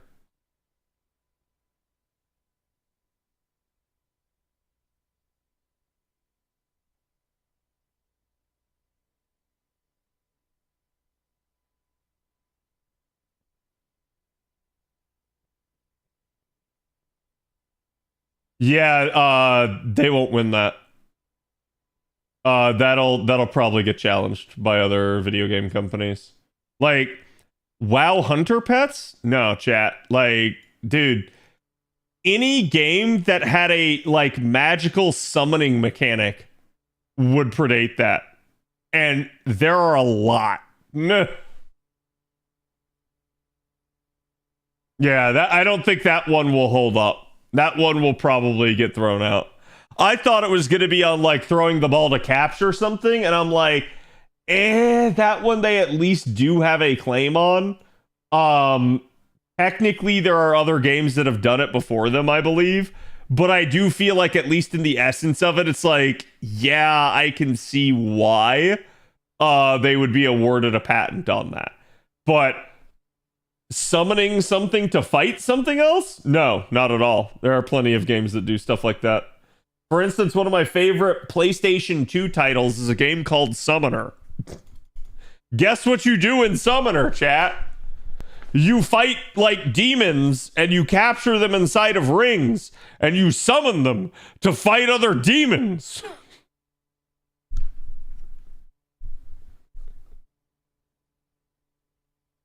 No Final Fantasy 10 Aeons for you? Yeah, like Pokemon's old. Don't get me wrong, but I'm sure there is something that predates that. I am sure. That is not a novel concept. Per the in-game news, the ticket is out at reset. Okay.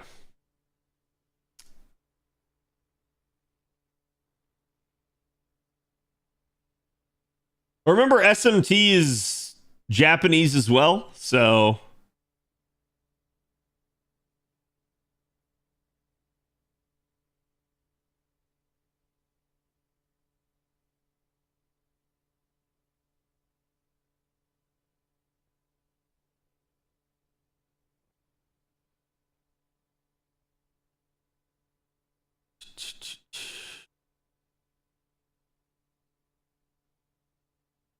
anything where FGO has prior art is going to have a patent challenged by Sony. Wait, what do you mean?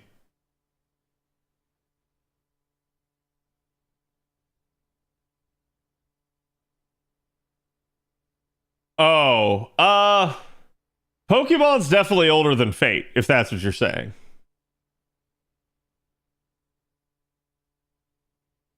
Does Koyan get another rate up on NA soonish? I'm sure Cad wants her for the newer account too. Apparently at New Year's. So, have you decided the 4-star for both accounts yet? I've decided the 4-star for my main account. I was on the fence as to whether or not I was going to do double X, but I literally gaslit myself into just saying, well, that's a thing. Is FGO still going to continue after Ordeal Call? Yes, 100%. The only question is basically like, will Nasu continue to be involved and will there be like a story? I'm going to say yes. The only question is how much. Like, we don't know if he's going to scale it back. We don't know if he's going to, like, continue. There are signs in the current ongoing JP event that they're already discussing the future. And so because of that, I suspect that the devs probably, like, when they gave the Anniversary 10 interview, they talked about, like, it's going to depend on people's, like, clear rates of the final chapter. And then, like, Takeuchi kind of, like, under his breath was also like, yeah, but I mean, like, obviously a decision will have to be made before that. So we're going to look at, like, people's actual clear rate of Ordeal Call 4. And so because of that, I suspect they already see the writing on the wall. And that pretty much just the interaction, for instance, with, like, Ordeal Call and, like, later on, obviously, like, Anniversary, I think they know there's still a lot of enthusiasm for the game. They probably see the clear rate. They probably see just how many people actually have already completed Ordeal Call 4. And they probably are like, shit, we have to keep going. So yeah, I think the game's going to keep going. I don't see really any eventuality in which it doesn't. The question will be, like, what form it takes and how.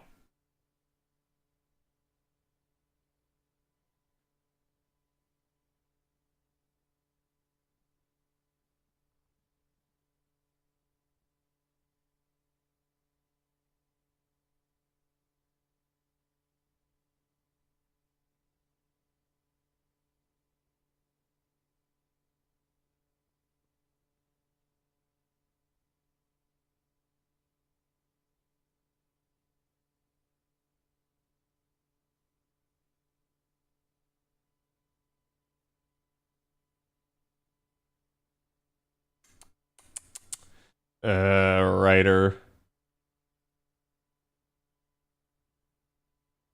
I don't think this is cats. I'm pretty sure we're done with cats. So I think this is just a normal thing.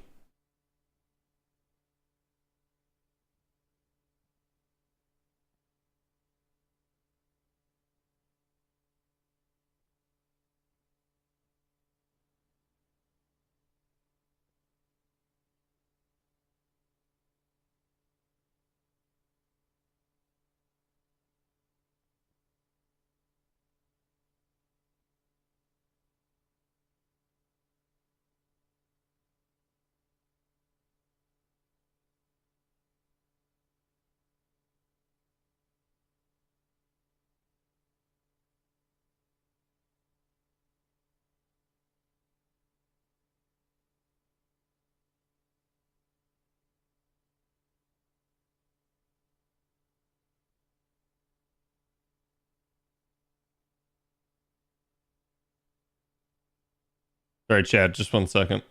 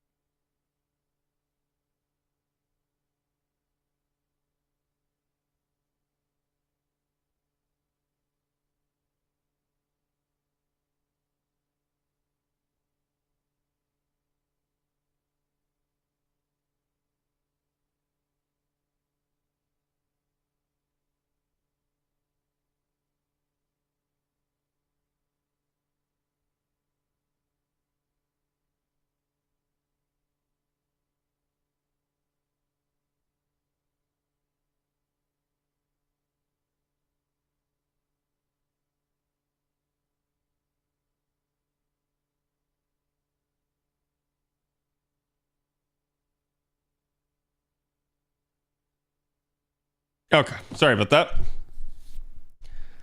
SMT came out back in 87 in Japan. Pokemon was 96. Oh yeah, I'm not arguing that SMT isn't older. I'm just saying SMT is a Japanese thing. So it's not going to really weigh in over here in the States too much, right? Unless for some reason Shin Megami Tensei decided, oh, we're going to fight them over here, right? Like, that would be weird, but they could. Honestly, chat, who owns Shin Megami Tensei? I assume it's Sony, but that's an interesting one.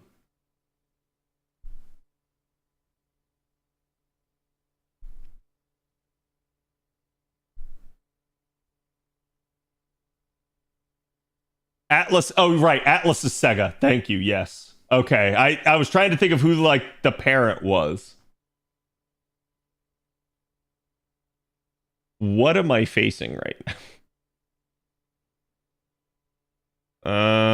Uh-huh. Let's just kill him dead.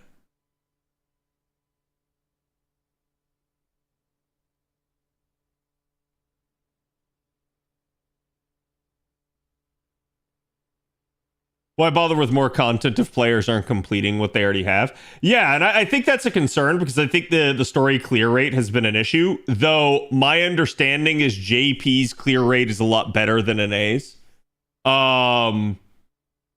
Like for instance, I think just they gave us a stat for the Olga clear rate during the anniversary chat, and apparently it was something like 50% of people had cleared the final Olga fight, which is wild. And then meanwhile, I think they said 25% of people hadn't even beaten Olga 1. So like, for something like that, yeah, it makes sense.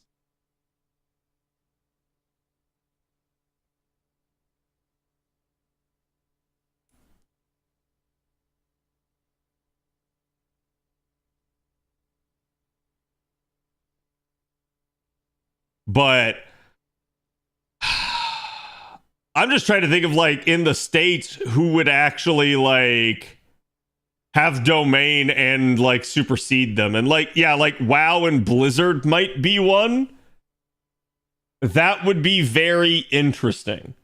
Granted, and keep in mind, chat, I guess a patent's only good if you enforce it. That is to say, like, you're going to have to like demand damages from patent infringement, of which case it becomes a gun that Nintendo has that they can shoot if they want to, but it's not a gun that they have to shoot. So Nintendo basically can just wield it in the case of like where they think there's a Pokemon clone. That would be the smartest way to do it, as opposed to like, if you try to apply that to every essence of that interpretation, you're gonna lose Nintendo. So I think they know that, and I think they'll probably like sit back and rest on their laurels and wait on like, again, like maybe something like the MiHoYo Pokemon-esque type of game. But we'll have to see.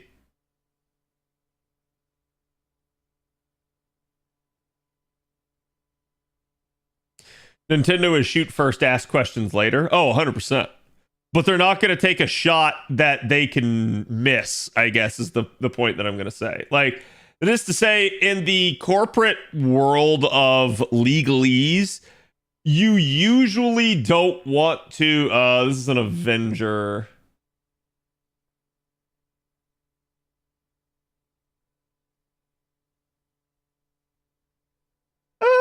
let's look for a moon cancer.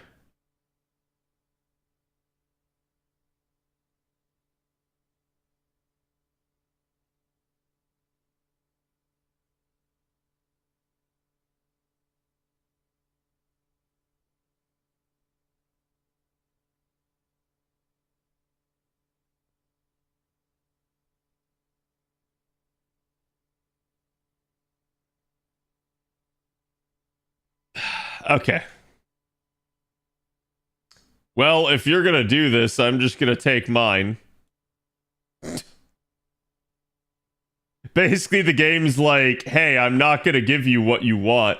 I was looking for like a Summer Kiara or potentially even an actual BB. Because both of them would work really well from a like art standpoint. But at the end of the day, if it's not there, it's not there, and you just take what you can get your hands on. Arcuid should easily be able to handle something like this.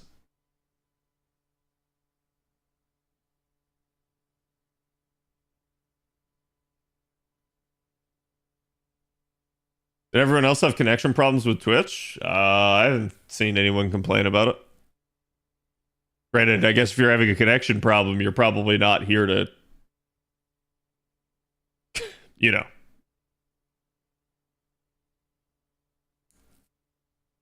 It's Tiamat. Yep.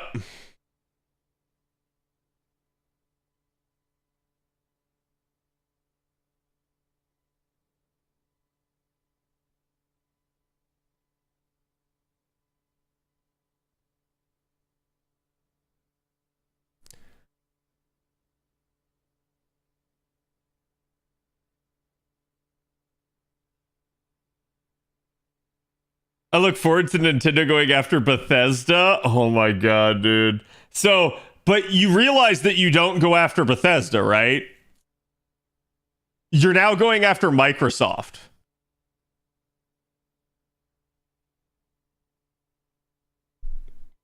Like, oh boy, I really want to see Nintendo, Microsoft, and Sony in a like knockdown, drag out three-way fight purely because some upstart created a shitty Pokemon ripoff. That would be so hilarious of me to see. Like, you see the titans of the industry all duking it out legally, all because some third party was like, I want to make a Pokemon game.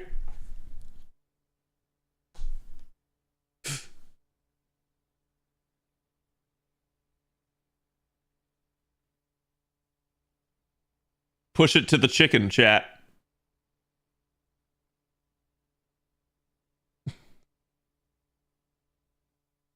Why does this work so well?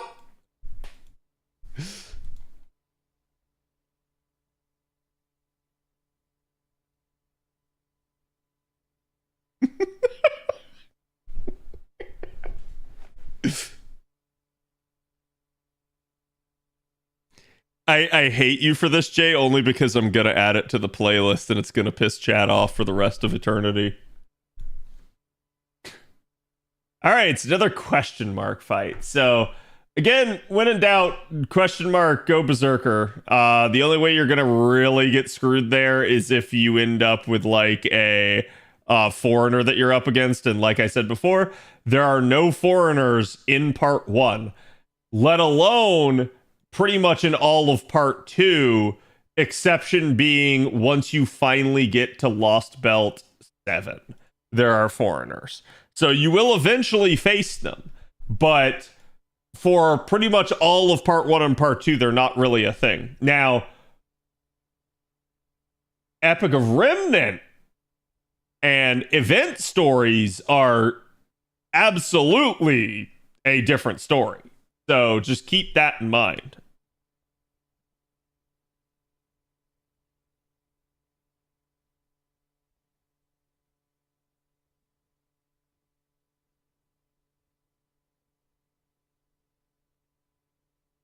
And it's a Kingu.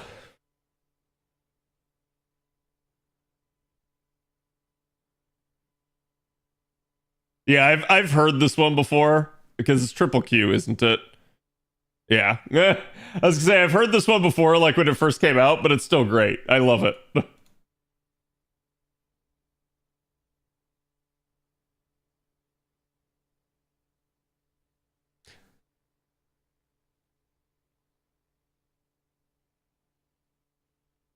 Oh, the Cosmic Tree Seeds were foreigners, right? Were they?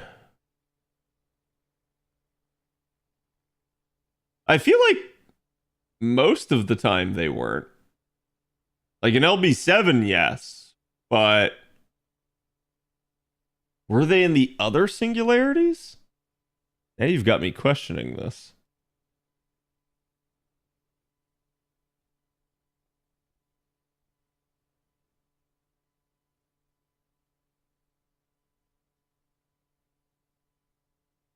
Huh.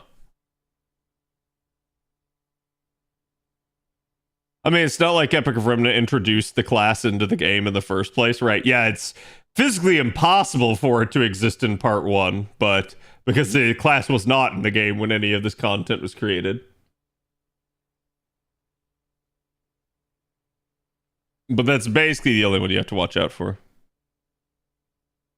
Laid back, chill DJ set. Over 1 hour of mashups to study sleep to, so I'm looking forward to that. Oh, God. Yeah, but, like, the problem with the mashups is that you notice that they're off. Like, what was I think it was while I was on my date. There was live music playing in the background, and, like, I don't remember what the song was, but there was one song that came on,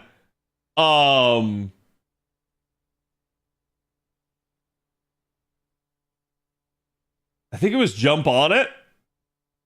And like the guy morphed it into another song. And so like both of us were like sitting there, we're like starting to sing it as it came on. And then it went into another song and it was like, oh. So it's like you notice the second a song that you're used to and are a fan of changes, which I feel like would be really bad for studying. Because like you would sit there and you would constantly be like, wait, what was that? Huh? Wait, what was that? And it would distract you.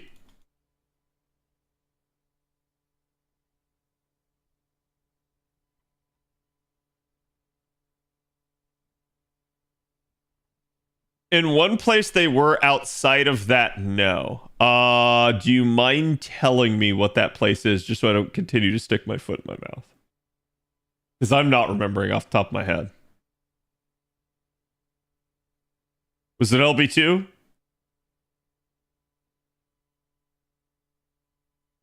Not sure if AoE or single target.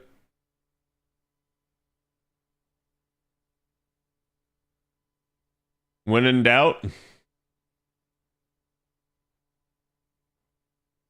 Muramasa is good as both.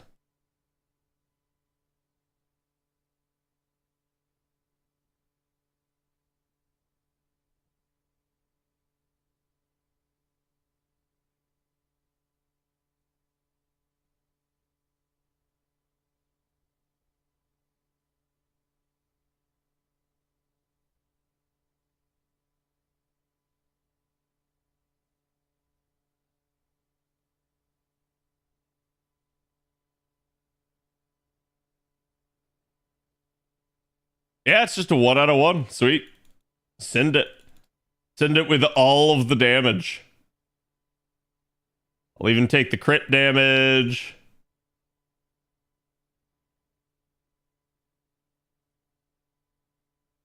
Free card with that. Actually, I could probably kill with just the card. Muramasa's, in fact, let's scuff it just to show chat. Sometimes it's nice to see the actual like breadth of crit damage in the game. I think a lot of people sell crit damage short at times. You know, like we were just talking about it, like say for instance, like Tomoe Summer. The issue with like trying to crit something down is that it can be RNG, but sometimes, pun intended here, when the stars align on the right cards, it's a good idea to take advantage of it. It will potentially save you from having to Noble Phantasm. Carding is usually faster than Noble Phantasming. Also, it will allow you to potentially, again, as we mentioned, like not have to Noble Phantasm, which means you're saving yourself NP charge. So you can defer popping a Noble Phantasm either until a later turn or until a later wave.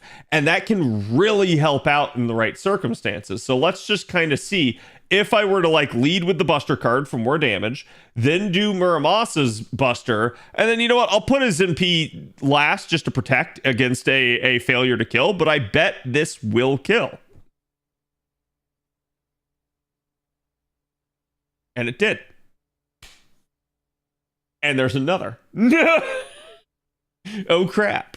Well, now I'm really glad I did the NP because I did not anticipate there being another here. I forgot that's a gimmick of this particular thing.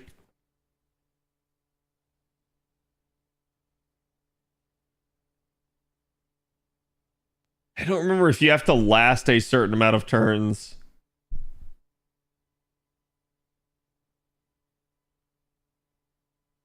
We have an 80% card there. I'd like to get hers NP off, but we're actually just gonna straight up go with the crit card here because not only NP gain, as you guys can see, we just got a crap ton of it, but also because in general, yeah, so we 2-turned that fight. Also because just in general, we actually ended up setting ourselves up well for a potential like third turn there.